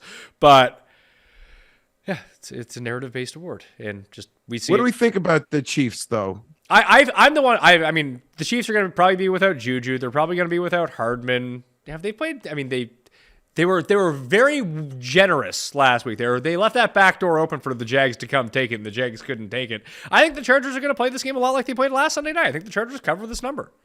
I think these two teams generally play close games. Yeah. They played one really impressive game this year, and that was against the Buccaneers on Sunday night. They blew Arizona in week 1, but we have a better sense of how bad Arizona is. I don't know. Yeah, I understand Pat's fear. This could be another Fienberg. Yeah. This spread's a little too big for the Fienberg call. Yeah, that's true. Normally the Fienberg call comes from the 4 and under, 5 and under spread. Yeah, we should probably stick to what the money line is, because the money line in this game is Chiefs minus 300. I'm thinking more like minus 175 and below to get a Fienberg on the go. 200 at max. Okay, fair enough. Monday night. Yeah, I mean, the Chargers, they gotta save theirs. To me, if they lose this game, to me, in some ways, the season is over. It's not. Unless they beat the Raiders and Cardinals back to back. But I wouldn't be confident. They should. Yeah, I don't know. team Maybe suck. they're going to get healthy. I have no confidence, but they could backdoor this. They can get the cover. The report on who's going to practice does seem positive. It seems like Williams is going to practice. There's reports Keenan's going to practice. There's reports Josh Kelly is going to practice. Now you're reaching. He's their second best running back. That's Cust guy, Josh Kelly. Yeah, no, I'm not putting air in his tires. Other than to say it was unfortunate for him that he was actually playing the best football in his career, which might not be much when he got hurt, but such is life. There are a lot of injuries for everybody. Monday Night Football game. We're going to San Francisco at Arizona. It's in Mexico City. Arizona is an 8-point underdog in this game. No word yet on if Kyler is going to play or not. Might be Colt McCoy again. Tim, is it weird that I might like Cardinals +8 more if Colt McCoy is playing? I like the Cardinals no matter who's playing. Much like we discussed earlier, San Francisco just seems to be playing down week after week and doesn't seem to be dominant in the way they should be. If we've learned anything from this season, it's that big divisional spreads are super, super dangerous. And I just am not going to walk into that trap here in a neutral site where who knows what'll happen. It's at elevation, so it comes down to conditioning. And, it's a lot. There's so many weird factors that should play into this game. You can give me 8 points in division. I will just take it with Arizona. They're competent enough that I can grab them here. I think you'll I'm probably not going to think any more about it. And I think you'll probably get more by the time this ends up coming around, I would guess, especially if they do name Colt McCoy the starter. I think that they have a better chance to win with Kyler outright in this game, but that percentage is pretty low anyway. McCoy has been... The one good thing about the McCoy offense under Kingsbury was he just threw to his good players and gave the ball to the good players and didn't try to do insane things all of the time. And there's a competence to Colt McCoy that I think can keep this game within one score, and maybe they have a shot to win again. And let's not get around here. Do you know who the San Francisco 49ers are, Geoff? No. They're the fancy Tennessee Titans. They're way more... Are they? Because they do the same thing the Titans do, basically. Every single week, it's like, oh, we'll play down to this competition. We'll need to figure out a way to end up winning this game. Like, they're not curb stomping people here. Although, on paper, you look at them and you're like, they should win every game by 20 points. Yeah, they're finally getting healthy. They could hit their stride. I trust Kingsbury so little, so I'm actually going to take San Fran. And they own Arizona, or San Francisco, don't they? Aren't Arizona the team that owns San Francisco in that division? Yeah, we need a flow. By the Rams. We need a flow chart for this. It's like rock, paper, scissors. Yeah, because the Rams, I feel like own the Seahawks. Yeah, they own the Seahawks, and the Seahawks own the 49ers, but the Seahawks own the Cardinals, but the Cardinals own the 49ers, the 49ers own the Rams. Except for in the playoffs. Except for that one playoff game. So yeah, I think that's the cycle. I'm sure someone will tell us if we are incorrect about that. The coin is going with Arizona as well. Geoff on a lone island with San Francisco -8 in the Monday Night Football game. Let's recap what's going on here. Tim, do you want to recap your money line parlay this week? Yes, indeed. It's a 14 money line parlay. Washington, Kansas City, Philadelphia, and the Cowboys. That's plus 436. 436. Oh, and we get two parlays next. We got the Pilgrim parlay. Yes, we do, Pilgrim. I've been waiting for a whole year. It's John Wayne, by the way. I've been waiting for a whole year. I've been looking since April when the schedule came out to give you the Pilgrim parlay, and I can't wait to give it to y'all. What are you looking at? I'm trying to find the future. Oh, you're trying to find the future? Well, the future is now, as of 2 seconds ago. Super locks of the week. I'll take Pittsburgh +5. I'm on the same one. Oh, okay. Gosh, you making a round of them? A round of super locks? No, I went with Pittsburgh last week. I'm going to go off Pittsburgh this week and pick Dallas. Dallas -1. Tim Superlock. We got the money line. All right. I think that'll do it. Oh, I did want to briefly mention, Geoff, did you know that Tim has a new computer and it's like a touchscreen computer and he's all freaked out by it and thinks it's a brand new thing? Like a keyboard and a touchscreen? Like it's a full laptop, but the laptop also has touchscreen technology. Yeah. It's not clear to me what the use of the touchscreen technology even is, other than it's like a neat function, but I'd never use it. You never use it? No, it's like I just use the trackpad. Oh, you should be using it. That's why it exists. I know, but it just doesn't seem practical to me. Yeah. It's like a bell and a whistle I don't need. Interesting stuff. All right. Well, I thought we'd get more out of that, but let's not force it. This is the end of the show. I'm Pat Mayo. I want to thank Geoff, Paul, and The Coin for being here also. Tim Andergust! Tim Andergust. Not my name. And if you want to see more of us, I would recommend going over to the Hammer HQ, checking out the Forward Progress channel. Our show, Back to the Futures, about future betting Tim versus Geoff, will be up sometime on Wednesday. Of course, you can always check out the Mayo Media newsletter to get this link early. You can play in the Listeners League, and I think that Geoff and I are going to chat a little bit about golf as well, so stick around for that on Mayo Media Network and the podcast, okay? I'm Pat Mayo. Thanks for watching. I'll see you next time. Mayo experience! Experience!